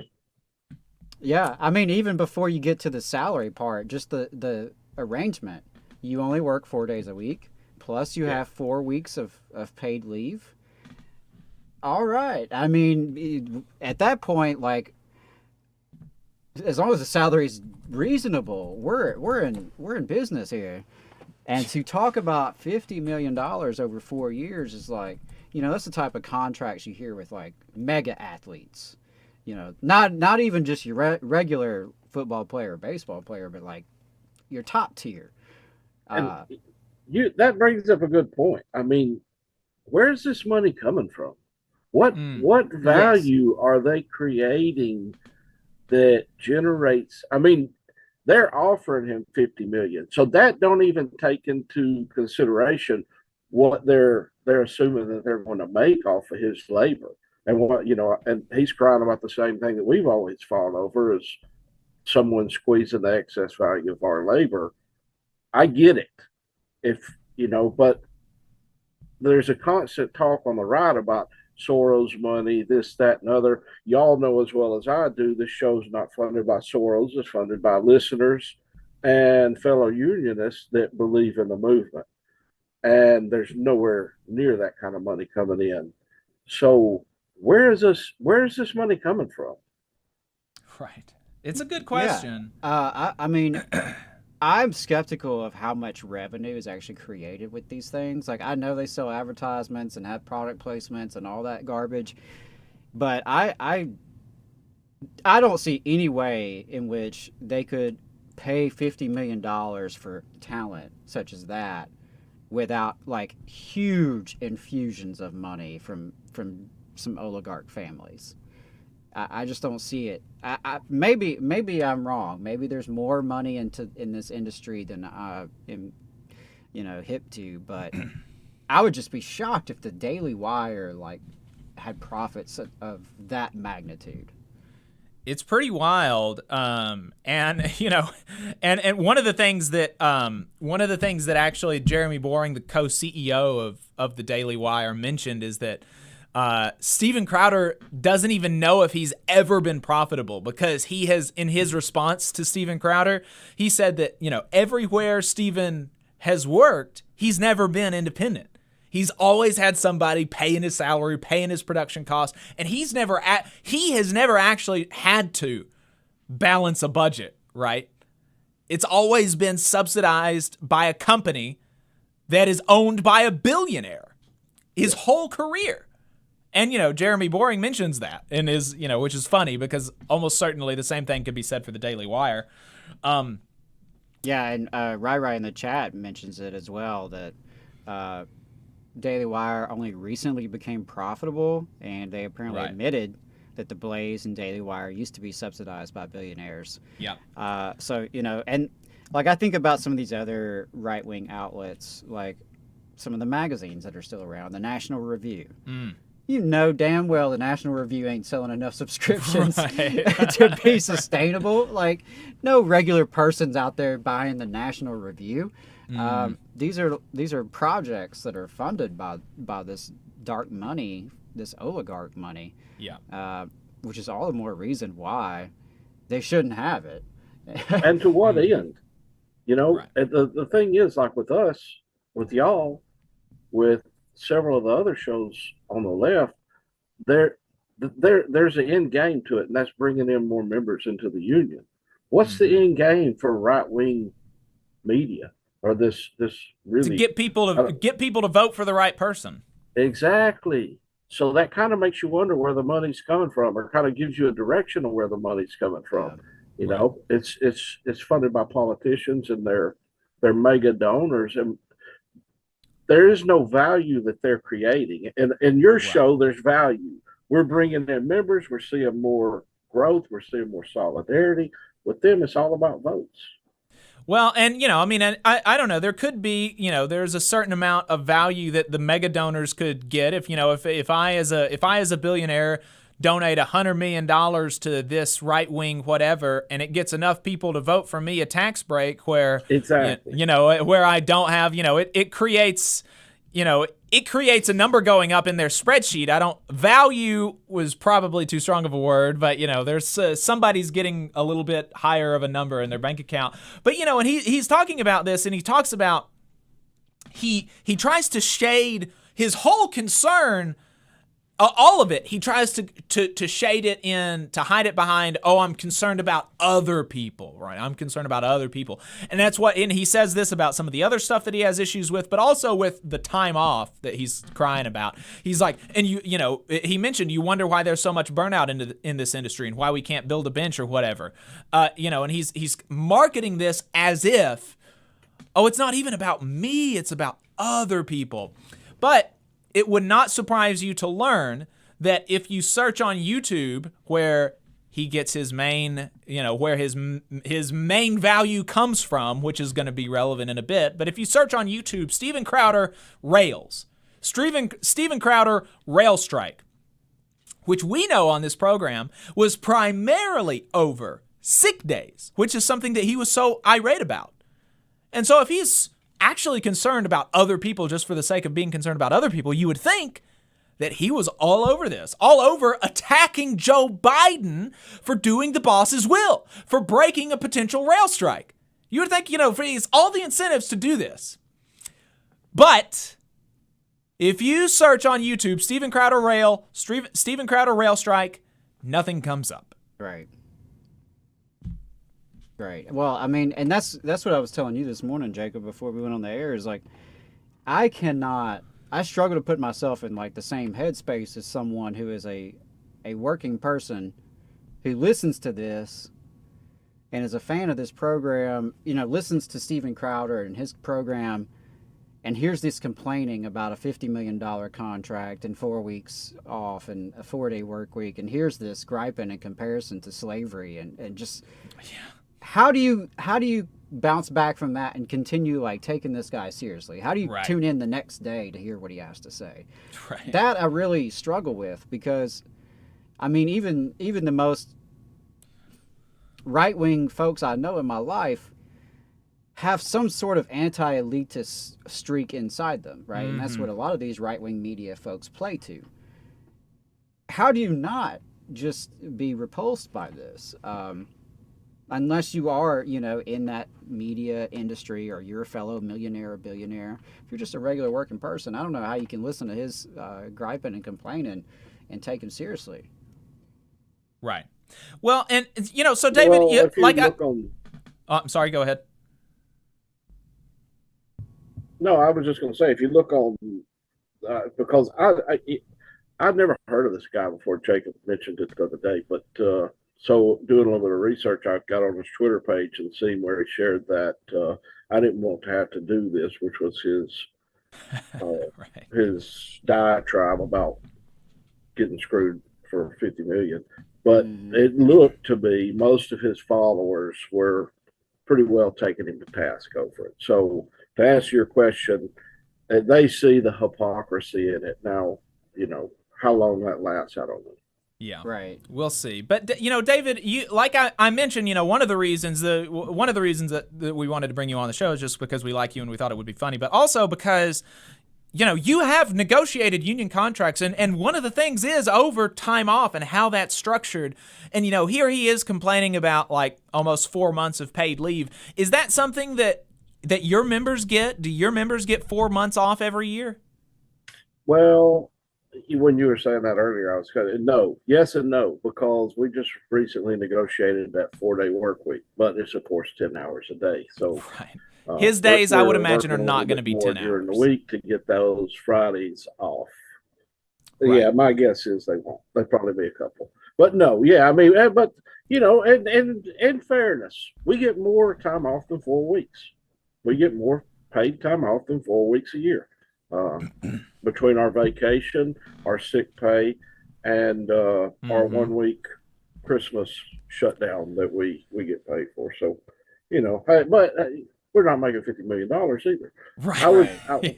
I would assume most of the, I know from I can speak for myself. You give me that contract for 2 years, I'm done. I'll never work again. Yes. There's no movement that I love enough to continue working for no amount of money after that. I'm done. Work, it's over. Right. Yeah, it's amounts of money that's hard for me to even conceptualize. I mean, he's talking about $100,000 a day. Well, I've never made $100,000 in a year, and most people won't. And if you're lucky, you're a worker who is in a union and is in an industry where you've been able to advance your salaries to where you are in the six figures. So I don't want anyone to think I'm knocking that by any means, because I think we talk to folks all the time in the trades, or whether our machinists, folks who have been able to negotiate and bargain and advance their salaries to be closer to their worth, right? Because that's what it is not that you have some folks are being overpaid. It's that most folks are being underpaid. Right. So, with the exception of these types. If he's that butthurt about it, he's making a good case for why he needs collective bargaining. Because apparently he can't gain what he needs through pulling yourself up by your bootstraps. The big con is keeping him beat down, and he needs to organize some of these people that he cares about and to a collective bargaining agreement. I'm glad you said that, though, because that is one of the most common right-wing things to say is that, well, you don't need to be in a union.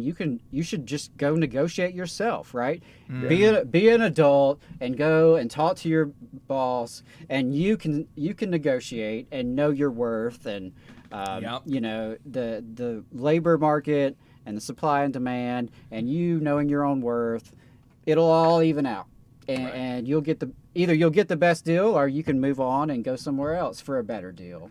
That's what we're told. So, I mean, and this is a person who is more privileged and set up to do this kind of negotiation than the vast majority of human beings on this earth in terms of the resources available to him. He can have lawyers. He could have, he could hire his own union veterans who are literally seasoned negotiators to have on his team. Probably a lot of them would be willing to do it for with the right kind of money, sure. And so it's it's totally bizarre. And someone in the chat, Rai mentioned in the chat, there's speculation that this is all like publicity stunts. Right. That he is going to go independent and like set up his competitor to Ben Shapiro in the Daily Wire, and this is the publicity stunt to get it going.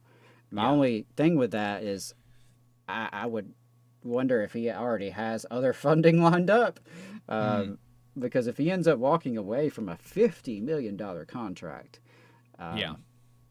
either he has something really brilliant lined up, or he is really dumb, just as big of a dumbass as he comes across. You could hear it in his words. You know, when Jacob played that first, I've been there. I've sat on the other side of that table and listened to my voice sound exactly like his, and it's fear.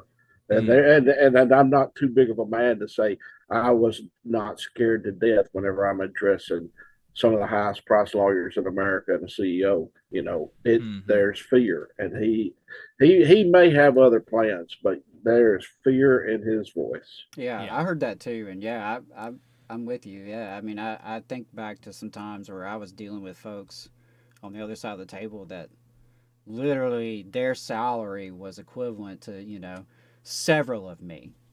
Yeah. And they are part of a team, an entire team, and I'm like one guy and some, you know, a custodian. Yeah, and you're having to come up with bargaining notes on your off time in the bathroom, you know. Right. Yeah. So it's like, so there absolutely is fear there, and I heard it in his voice. I don't think he was acting. No. So it's just kind of hilarious in a way that he's feeling that fear, you know. So let's. I hope you do. Feel the fear of being screwed over in negotiations, even if he's not really being screwed over by any objective definition.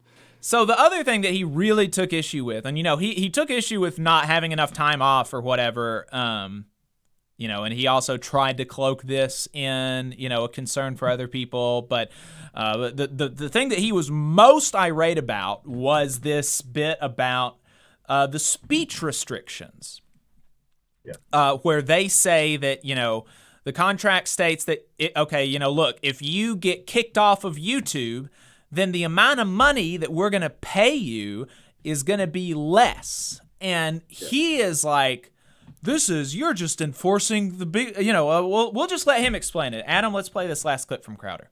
Let's start with the demonetization. If blank is boycotted or dropped by more than 50% of the advertising partners, the company is not able to replace them within 90 days, the fee will be reduced by 25%. That's a sponsorship boycott. So that's saying, hey, liberals, boycotts work. They work on our guys. We'll punish them for you. Let me go on. Specifically, YouTube demonetization.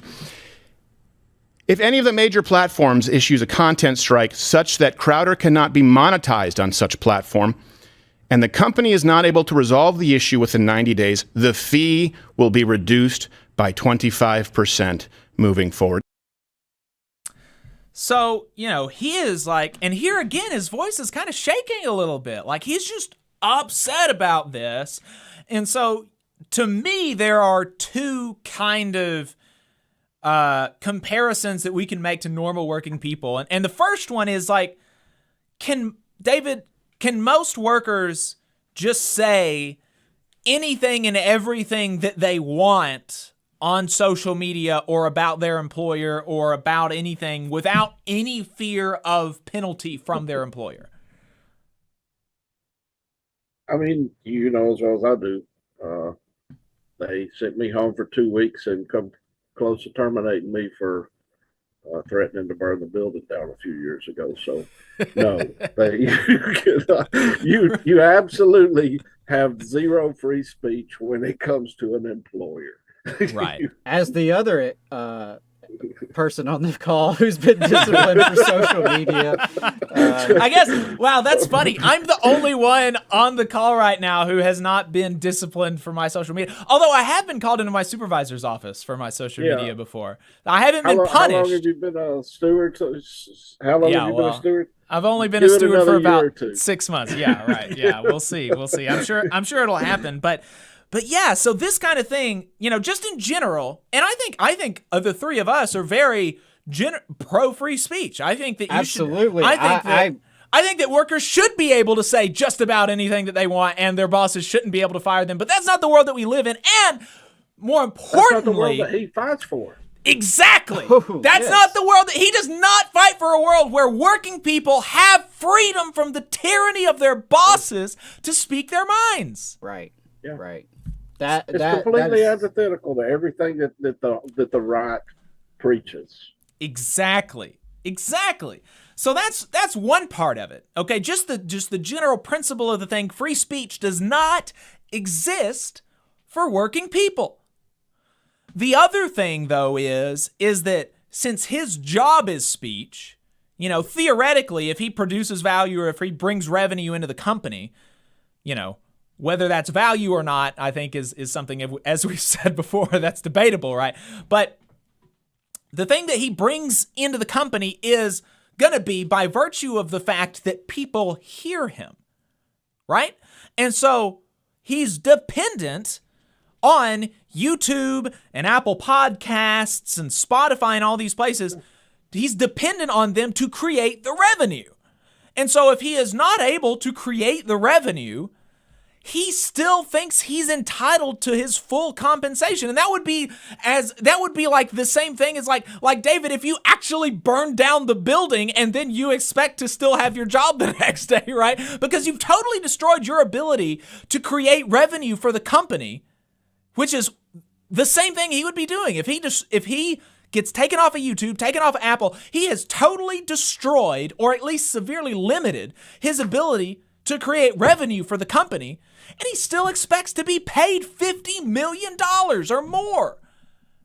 And so, David, is that in your contract? Can you just go around destroying your ability to create revenue, destroying the means of production, and still have a job and still get paid the same? No, that's not in our contract. I mean, I'd be happy to negotiate that. Come to terms. Yeah, I mean, it all goes back to the same thing that we preach all the time. And the right think that they, especially among the libertarian Gadsden flag wearing type, that they're the most intelligent people on earth. And I cannot for the life of me understand how these people can't see the hypocrisy, the constant fucking hypocrisy of being torn into two different directions, complaining about working people in one hand and then complaining about the business deal that you're getting in the next. It's amazing. Right. I mean, because it's just so unreasonable. No one in any normal working situation would even think it wouldn't even cross their mind to assume that, yeah, I could like mess up one of the machines on purpose and still be okay at work, like everything's gonna be fine, or even on accident. I'm a driver, I'm gonna lose my driver's license. I'm sure I'll still have a job, right? Yeah, like no regular person is gonna even assume that that's going to work out for them okay. Much less assume that is some grave injustice that, like, I mean, me personally, I believe in a federal job guarantee. I think everybody ought to have a job if they want one. So sure, you know, if things don't work out for Steven Crowder, I want him to be able to get a job. Maybe he could, like, you know, upgrade some national parks or something. But, you know, it's just, I don't know. I don't know. The driver, like, losing his driver's license to me is kind of an equivalent, because YouTube is, like, so essential to the business model that they have. Right. And so, yeah, if you screw things up and you get kicked off YouTube, you can argue that that YouTube is being unfair or whatever, and I'm sure they would. But that doesn't change the fact that there goes a lot of revenue. Yeah. And Exactly. that's just it.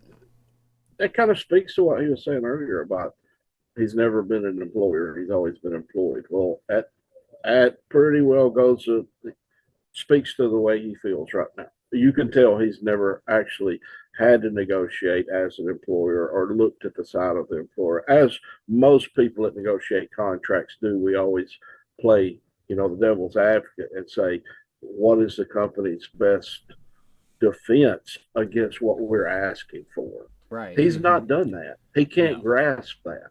Right. And you know, when you're really cooking is when you're able to think in terms of how is the company, how's the employer thinking? Now, how can we advance what the workers need in such a way that they'll buy into it and they'll even see it as a positive for them, right? Right. Where can you find the win-win situations in a negotiation? And he is just, you know, he's just not done that. And, you know, like, people call unionists lazy or entitled. And actually, I just saw a tweet the other day by the Foundation of Elementary Economics or something. And they said that unions, quote, artificially inflate, unquote, wages. You know, and it's just like these people will go around talking about how, oh, if a union worker makes $30 to $50 an hour or something like that, that's just this huge grave injustice. They're entitled, they're lazy. And here's this guy, you know, parading like they are the Daily Wire is single-handedly destroying the conservative, you know, intellectual movement by saying that, hey, you know, if you lose revenue for us, you're going to have to take some of that hit in addition to us, right? We're not going to be the only ones to take a hit for this. You do too. Like, the idea that he's entitled to at least $50 million a year is just amazing.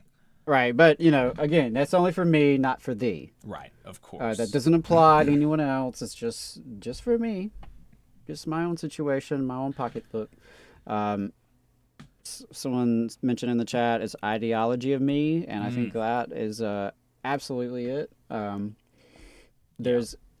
think that's pretty essential to the propaganda that they've put out day in, day out, is that there's really no one more important than your own self-interest, and just listen to us because we have your self-interest in mind. Yeah. And it's just hard to...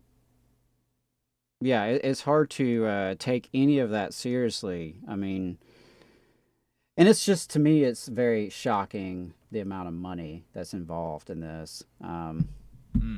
Definitely. And disturbing, and all the more reasons why we need to tax the wealthy at the very least. Like, I've got other ideas, but, you know, if we could just make them pay taxes, that would be a start. That would be a start, yeah. That would be a start, because when you have oligarchs who can bankroll their own media projects, you don't need strict government censorship. Yeah. And that's something that, you know, folks like to talk about a lot, both in history and in the contemporary world, in terms of authoritarian regimes or censorship of press by Putin's government or by the Chinese government, for example.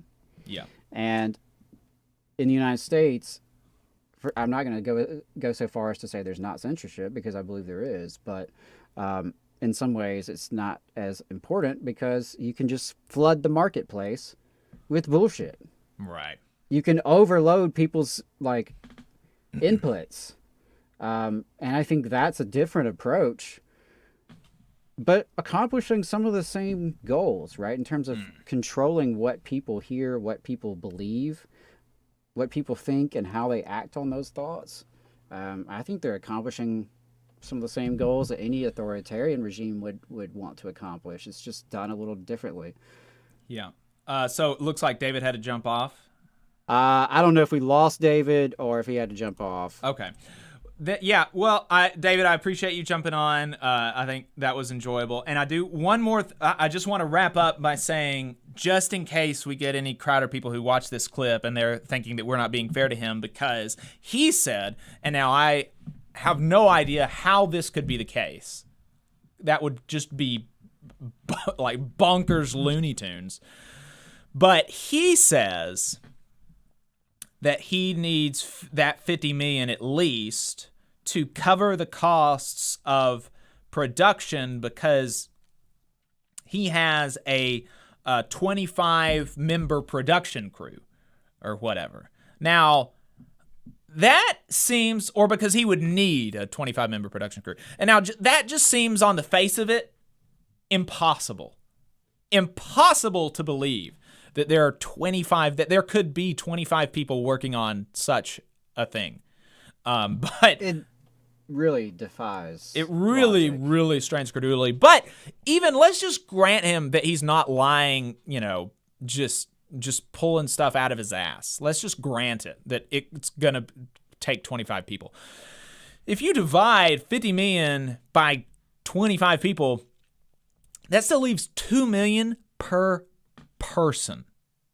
That means that each person could make $500,000 a year if everybody made the same, and which would almost certainly not be the case. He would probably make way more than everybody else because he's a special snowflake, right? But it would be very easy to structure it such that nobody makes less than six figures. None of these 25 people, right? And so it's still not... I'm still not impressed by, I'm not buying it. Not by the degree to which he would be burnt out, as he says.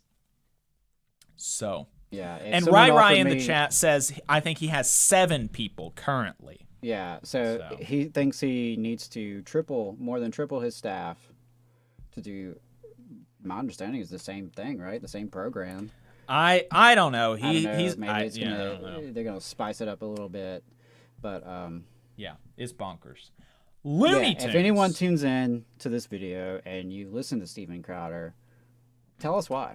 Yeah, tell us why. I'm genuinely curious as someone who finds it bizarre, and I'm not as online as a lot of folks are these days, and I really try to pick and choose the right-wing media that I monitor. I of course, I look at all the different sides in the media world, and I try to, get a good balanced diet to see what people are saying. But I have to limit the amount of right-wing hate-mongering that comes into my brain. So Steven Crowder is not someone I pay attention to. So if you do, let us know why. I'd love to hear it. And especially if you are a working class person, like you literally don't employ other people, that would be nice to know. Just let us know. Absolutely. So we got a comment on a video last week that we did about the privatization of public schools, which we have been very vocally and unashamedly against the privatization of public schools.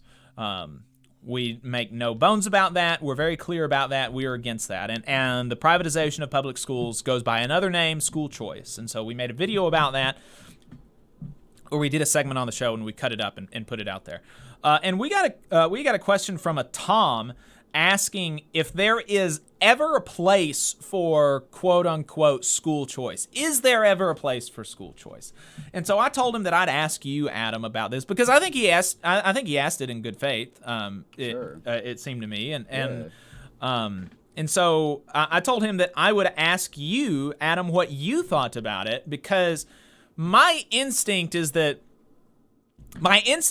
be opposed to any privatization, but that I can conceive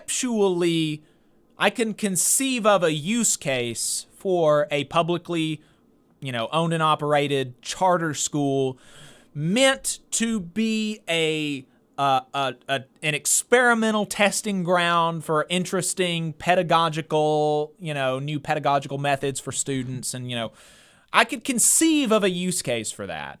And so while I would definitely be,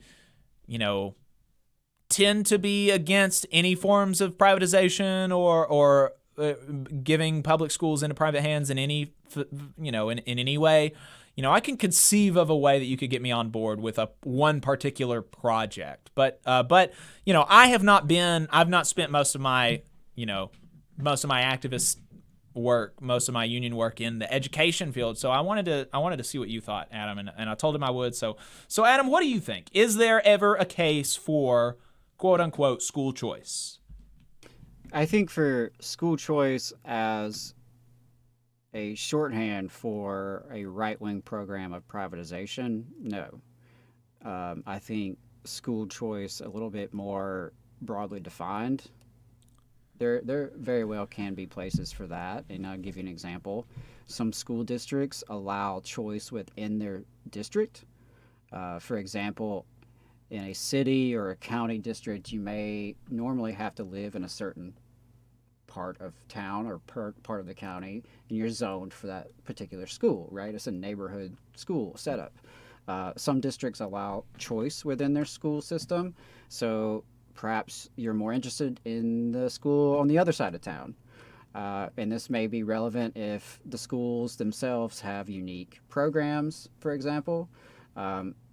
Athens City Schools is an example where each elementary school has kind of a different theme and a different little twist on things, right? You may have a STEM-based school and then one that's a little bit more along the lines of the arts. So I can see some room for that. Obviously, that's not what folks typically are meaning by school choice. To your point about charter schools in theory, as they were originally theorized, essentially follow on that model, right? They were thought of as a means to experiment and to innovate, to have controlled settings more or less for these innovations and experiments, particularly targeting certain populations that were not being well served. So the classic example I remember from like the origins of charter schools, which includes from AFT, right? I mean, union folks were thinking about these things. The idea would be like a public charter school that serves high-risk youth who are at risk of dropping out. And maybe at this charter school, they have some flexibility on their scheduling. Maybe they're not locked into an 8 to 3 schedule with 7 periods a day at 52 minutes, right? Maybe there are things that they need to do to accommodate students, whether it's curriculum or logistics or structure of scheduling or however that may be. I can see a place for that. And there are charter schools that exist in the United States that are public in terms of they're still publicly funded and theoretically publicly owned. And that aren't that bad, right? They more or less do what they're supposed to do, and kids are benefiting. I would say that's certainly not all of them. I don't even think that's the majority of them by any means. But there are some decent charter schools out there and that kind of stuck to that mission of experimentation, innovation, maybe targeting certain types of students or targeting certain types of curriculum, for example. I'm okay with some degree of that because I think our public schools are very rigid in a lot of ways. However, that is very different from a conversation about how can you reduce funding to public schools, which is the end result of these schemes for vouchers and charters, education savings accounts. There's various names. The Alabama Accountability Act has scholarships, for example.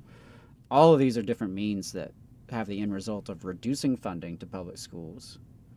and therefore reducing resources available to the students and staff inside the public schools.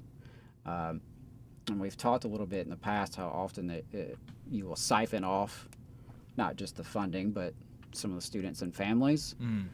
And so the students left in the public schools are often the more challenging ones, right? Right. The private schools are less prone to accept students with disabilities, or students who don't speak English as a first language, students who have behavioral challenges. Private schools are not inclined to accept those students, and they're private. They don't have to, unlike the public school.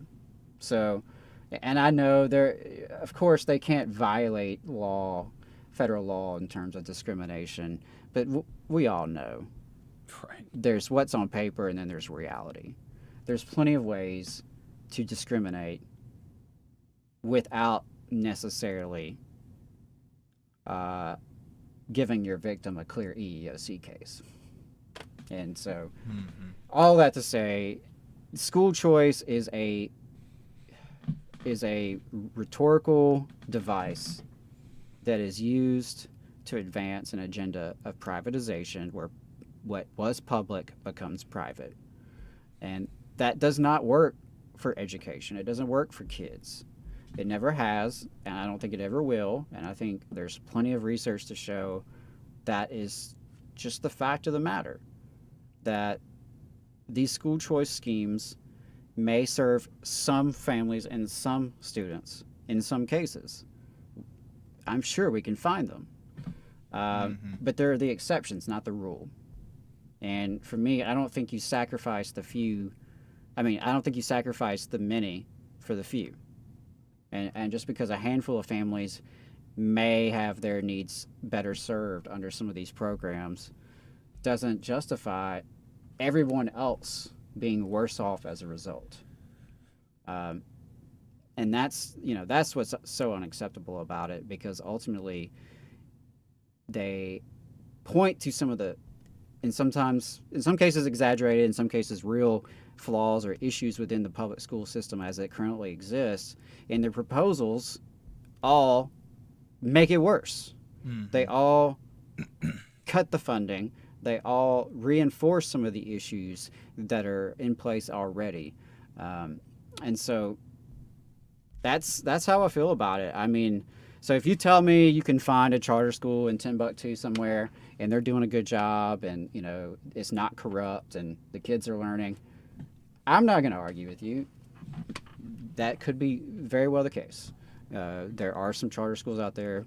They're doing a pretty good job. But by and large, it's not about helping kids. It's about money. Public education is one of the last remaining pieces of our welfare state in this country, and therefore it takes up a disproportionate amount of our budgets. If you look at the state of Alabama, we have an entirely separate budget just for education, and it's in the billions of dollars. And when capital sees those kind of dollar amounts, they see opportunities. They want that money, that public money, in their private pockets. Yep. So there's the economic aspect to it, and then there's the more social and cultural aspects to it, that segregation is absolutely a big component of this, both racial and otherwise. Segregation for religious reasons, segregation for political reasons, issues of gender and sexuality and ability, and all those come into play.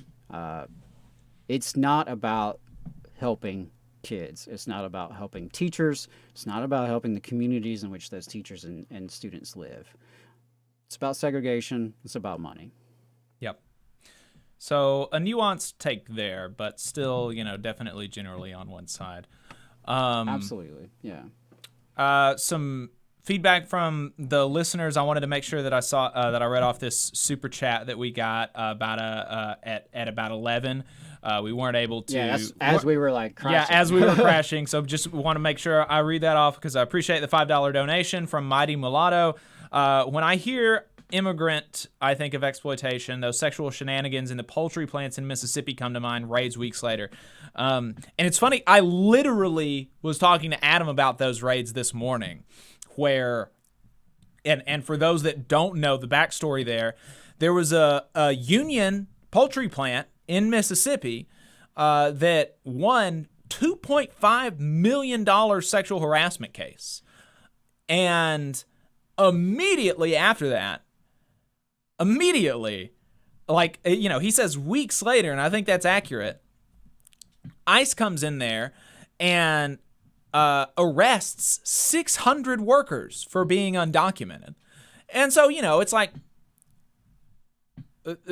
theoretically, the tip was anonymous and we don't know who did it, blah, blah. But, you know, let's be real, right? You know, like you just said, Adam, there's things on paper and then there's actuality and there's real life. And this was a real life example of bosses using law enforcement, using ICE as a whipping stick, as a way to say, you stood up and said that I couldn't sexually harass you on the job. We're not even talking about, oh, these people are getting uppity, they want higher wages, or maybe they want more time off. It's like, these people, this was just a fight about whether or not you could go to work and not be sexually harassed. Right. And they came back and used ICE as a weapon. It's just disgusting. Yeah. Just absolutely disgusting.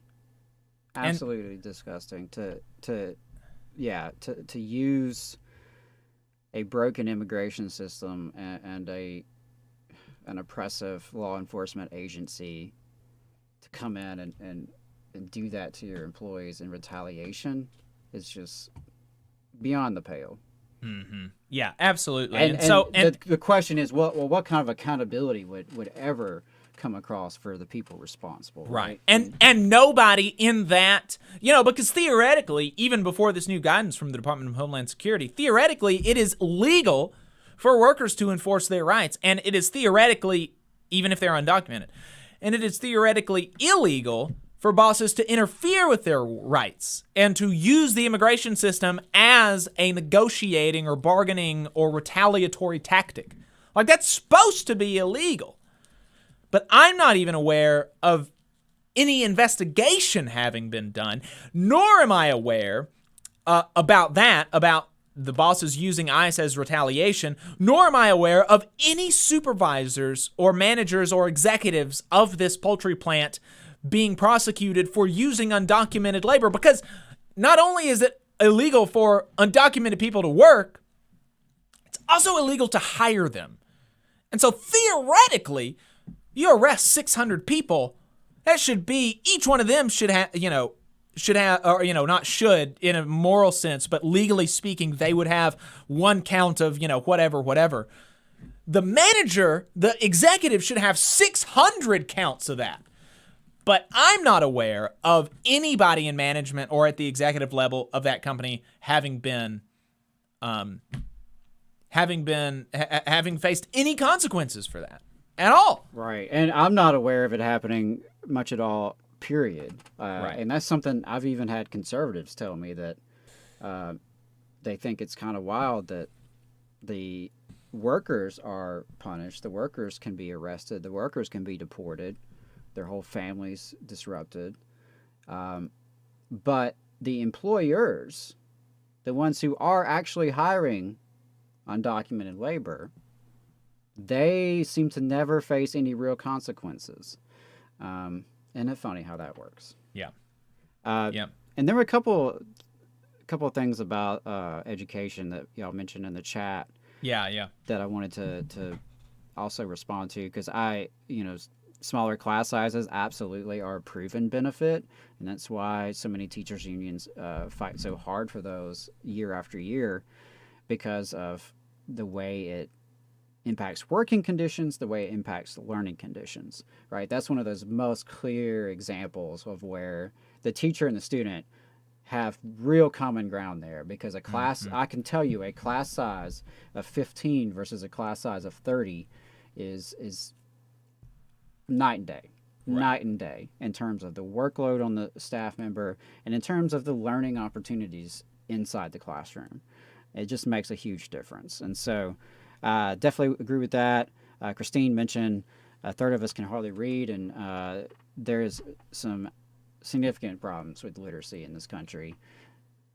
Absolutely. And I don't think that, I mean, and I don't think Christine is implying this either, that that's rationale to attack the public school system. I think it just shows us what work needs to be done. And in terms of the KIPP schools, that's one of the most well-known chains of charter schools. That's something else that's pretty creepy about these is, there's chains.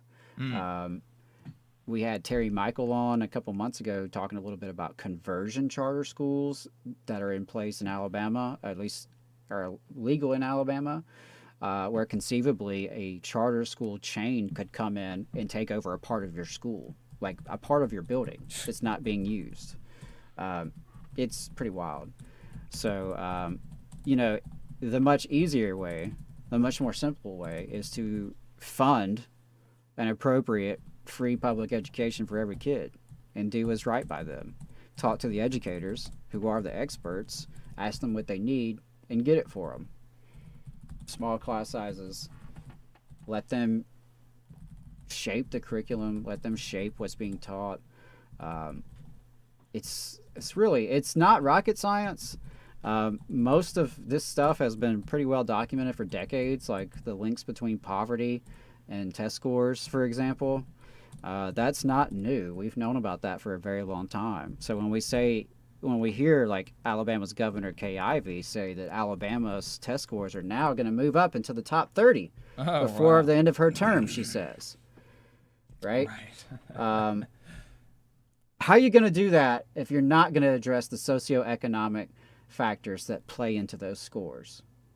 Alabama ranks at or near the bottom in test scores in our schools because Alabama ranks at or near the bottom in every metric of quality of life. Yeah. Right? It's not, you can't just separate it out. And that's also where AEA and a lot of the education community is failing as well, because you have to have a holistic approach because there are holistic results. I know it's inconvenient to talk about how race and poverty and corporate subsidies and how these things impact schools. It's much easier to try to separate those conversations and silo it off, but it's not real. You're not addressing real life if you're not addressing that. Yeah. So Kay Ivey, please explain to me, how are you going to get our test scores into the top 30 while maintaining the status quo in every other aspect of our life? Yeah. William in the chat says, I don't like the lottery system for students to attend charter schools. Me that either. Seems like a neoliberal way of admitting children so that they could get a quality education. Indeed, Christine also says... It is, and it's also like an admission, right? We're basically admitting, okay, this is a better education, but not everyone's going to get it. Sydney Vogel in the chat says, outlaw private schools and watch public school funding skyrocket when rich kids have to go there. Not a bad idea. I believe that's how it is in Finland, actually. It is, yes. Free American 2020 says private schools should be required to take the same standardized test that public education takes. And that is absolutely the case at minimum. Like if we can't, that's actually one of the reasons, one of the things that people put forward as an idea that, we should have more private schools or school choice or whatever, because they want less government oversight. And it's absurd that we should not have oversight over where our children are being taught. That's bonkers. Right. They want money for it, but they don't want the oversight. That should normally come with those funds. He also says, how do we I really don't know. I guess, I don't know. I don't know the gender of Free American 2020. But private schools do not want poor minority English as a second language, special ed, discipline challenges. We mentioned that. That's absolutely the case. And, he says there's systemic exclusion of those kinds of students in state after state after state. How do we know children aren't leaving a failing public school and going to a failing private school? And that's actually something that's under discussed is the degree to which, private and charter schools actually don't help as much as they're advertised. Right. And we've talked about that Yeah. before. Sydney Vogel in the chat says in 2040, there won't be schools anymore, just Uber Teach. Oh, God. It seems to be the trend, right? That's what they want, yeah, for sure. Luckily, teachers' unions, Sydney says, are strong and generally well supported by parents and voters, although Free American counters that AEA is a dirty word in Alabama, and that is the case. So, I don't know. We'll see. Yeah. But appreciate the conversation about education in the comments. Absolutely. We've got a couple of things here left to do, and so we'll listen to this voicemail. Sure. And then do you want to talk about, or maybe we can do both, or maybe we can save one for the next one, but we've got this clip about this fellow wanting to raise the retirement age, and we've also got advice from Jordan Peterson about how to negotiate for a raise. Which one do you want to do after we listen to this voicemail? I think this saved the Jordan Peterson one. I don't want to get into that one. It's already 12:30. Yeah, we could I don't go wanna on. Get started with him. Yeah, we could go on for a while about that. Before I play the voicemail, I did want to respond to something else. Let's see, I believe, Free American mentioned about AEA as a dirty word, and they were kind of having that conversation there. It's probably worth mentioning for those of you not super into Alabama politics, the Alabama Education Association, it is an affiliate of the NEA. So on paper, it is the teachers' union and the largest one in the state. But that's on paper. They are very clear, and by they I mean the leadership of the AEA and have been for a very long time. They are very clear they are not a union, that they are a professional organization or a professional association. They take quite a bit of offense if you suggest otherwise. And in fact, when they do spar with right-wing folks in public, it's, a lot of times, like, that's part of the issue is like, oh, don't call us a union. We're not a union. And that's like their line of defense. We're a professional organization. And so, that's just worth considering, that I think Alabama educators do not have a legitimate labor union in the sense that educators in other places in this country and other places of this world really have. Now, we do have AFT down in the Birmingham, Jefferson County area, and they operate a little bit differently. But, the funny thing, though, is that in certain right-wing circles, AEA is still a dirty word, and AEA is still seen as like this all-powerful, shadowy, left-wing interest group that's pulling strings down in Montgomery. And having worked there, I can assure you, there ain't much of that's true. It ain't left-wing. It ain't very powerful. It ain't controlling things in Montgomery. Right. It's not woke. It's not progressive. None of those things are accurate descriptors. So the image of AEA that right-wing media sometimes puts out, it's not true, and it doesn't match reality, and those who've been on the inside know that. If only they were as powerful or in left-wing as they're made out to be. But that still gets a lot of play. AEA used to be a lot much more influential in state politics, and so some of that's just residuals from an earlier era that no longer really applies. But yeah, I wanted folks to know that just because I agree with Sydney that teachers unions by and large are pretty strong compared to a lot of other sectors of the economy, right? Teachers are heavily unionized compared to most workers, and in most cases, by and large, they enjoy public support. We've seen this in certain struggles, like in the historic Chicago teacher strikes. They wouldn't have been as successful without parent community support. We need organization in Alabama. Rank and file educators have to organize in Alabama, and it's going to have to come from the bottom up. And that's all I'll say on that. Agree. Let's listen to this voicemail that we got last week. It'll be quick, but wanted to let him know that I appreciated it. Hi, my name is Mark. I currently live on the West Coast, but I spent the first 21 years of my life in the red clay and the wiregrass down in between Montgomery and Troy, Alabama. I wanted to say thank you for being in the struggle and providing a place where people can hear about the work that's going on to bring worker power back to the forefront in American working life and in politics. And as a worker who is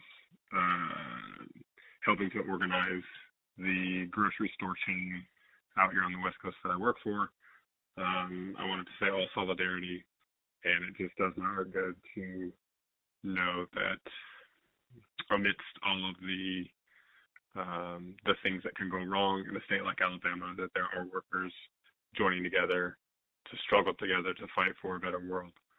So union power and solidarity to you from Portland, Oregon. Wow, that was awesome. Yeah, thank you. I believe you kind of cut out when you said your name, but I think it was Mike from Portland. Is that what you heard, Adam? Yeah, I believe so. And yeah, spent many years in Alabama, so appreciate cool. you still taking an interest in Alabama. You know, you've made it out to Portland. I hope things are going well in Portland, because that's definitely different world out there, I imagine. Mm-hmm. But wow, yeah, really appreciate your words of support and kind words, and always keep that coming. Yeah, appreciate if folks want to call in and say something nice, like, you're always welcome to do that. You can call in and complain too. We'll take those calls. Yep. But yeah, appreciate that very much. Thank you. So let's go ahead and wrap this up for the day with this another fun clip. I mean, it's fun. It's funny in how absurd it is, but it's scary in that there's actually a chance that they're going to be able to do this. That is a very, very far from 0% chance that this is going to happen. And what am I talking about? I'm talking about cutting Social Security by raising the retirement age. That is what some people want to do, and that is what this Republican congressperson wants to do. And he says, in part, well, I'll just let him explain it. Let's play this clip. Before I play, I just want to mention that we mentioned, well, we didn't mention today, but perhaps next week we can talk a little bit about the international implications here, because France is actually experiencing a very similar thing right now with the Macron neoliberal government attempting to raise the retirement age. Yeah. And we're seeing quite a bit of militancy in response from the labor movement in France and workers more broadly. So this will be an interesting, I think, story to keep our eyes on, how the retirement issue plays out in the United States versus France versus some other countries where I believe in the UK it's coming up as well. So, you know, we'll see. I think it's important that we as workers recognize our common interest in where we're going through these common struggles, despite national boundaries. So that preamble out of the way, let's hear what this Republican has to say. What raising the age of retirement? You know, that's interesting that you asked that question. People come up to me, the answer don't work on it. Mm-hmm. Yeah. So that's on the table, you're saying? Well, you know, if people want to work longer, maybe you need to give them an incentive to do it. Okay. Yeah, that's a way to solve every one of these problems, by the way. I know, I know. And actually, grow wealth at the same time. Mm-hmm. Just take that right there. So people are actually coming up and telling him they want to work longer, and so he, you know, I guess there are a couple things there, and the first one is that, and now, you know, look, I think, you know, maybe it's perhaps the case that I'm too online, and maybe out in the real world there's some big communist government rule and regulation that actually prohibits you from working after you're 65, and maybe that's the case, and then I would probably oppose that and say that you should have the freedom to do some sort of labor if you want after 65, and so maybe I'm just too online to know that that's the case. Adam, I know that you're more in the real world maybe than I am. You're less online. Is that Is something happened that I've missed that is actually prohibiting people from working past 65? Yeah, it's called systemic age discrimination by capital. Interesting. Haven't run across the government dictates that say you must stop working at a certain age, but now companies make it pretty clear how they value folks past a certain age. So, but having a retirement age and then like having a retirement age that you hit and okay, this is your full pension, right? That's not the same as saying you must retire at that time. Plenty of folks are working past 65 and 67 and into their 70s if they want to do that. And that's my distinction is if someone wants to do that, and I know plenty of people who are like that who say they want to keep working because they're enjoying it and they're still healthy and it keeps them busy and they get money and okay, if that works for you, that's great. Unfortunately, there are a lot of folks who are working well past what should be a decent retirement age with dignity because they have no other choice and they can't afford not to. And that is a real problem that our Republican congressman there seems a little ignorant to. Yes. Because I believe that anyone who, if legitimately anyone has ever told him these things, which is, who knows, but if anyone's ever made comments to that effect, I would assume it's like the people I'm describing who say, yeah, I don't plan on retiring yet, I'm still having fun. I mean, we all know that guy who says that, right? There's always that guy, especially if they're in a nice office job. Someone in the chat mentioned try being a bricklayer or roofer when you're in your 60s. A little bit different. I don't know many folks in those blue-collar trades who are that that pumped to work into their 70s. So, but it is concerning. It's very concerning, though, that they're looking at attacking Social Security yet again and going after the retirement age potentially. And that's the thing is that obviously even if somebody is going up and saying because I don't know that I'm going to necessarily stop doing when I turn 65 or 67. I think, Lord willing, if nothing happens, I'll be able to actually retire at 57 because that's when I'll be able to retire with my full benefits from my job and be able to retain my employee health care. So that's when I plan on retiring. But I don't intend to unless my health declines to such a degree that I couldn't, but I don't intend to just stop doing, but I do intend the second that I can to stop working to live, right? And that's of course the case for anybody, is that nobody is coming up to this person and saying, make it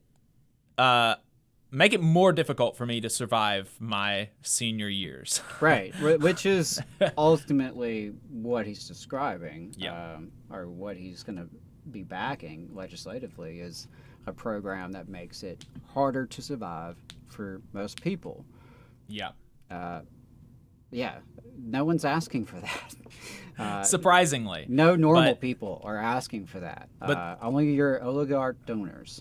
But get ready for it, folks, because this is what they're going to try to do. They're going to try to use the debt limit and exploit that, and they're going to risk a global recession to try to steal from seniors. And that's the thing. That's the thing that they're going to try to do.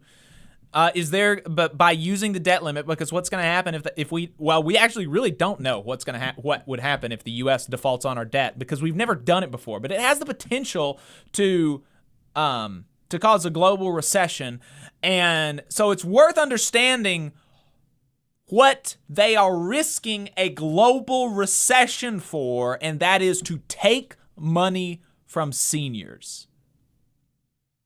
And I couldn't help but think, as you were saying that, and kind of laying out the stakes, is that the kind of guy you trust to be at the helm? That gentleman there who thinks people are asking to work longer, that's the type of individual we have in negotiations that could lead to a global economic meltdown. Not very reassuring. No. Can't say so. Not at all. So just all the more reasons why we as everyday working class folks got to look out for each other. Yep. And with that being said, appreciate everybody's time. Thank you for hanging out with us through the technical difficulties. If you're listening to this on the podcast, hopefully you will not have noticed those. And if you are listening to us as a podcast, please do remember to favorite or give us 5 stars, share with your friends, all of those things.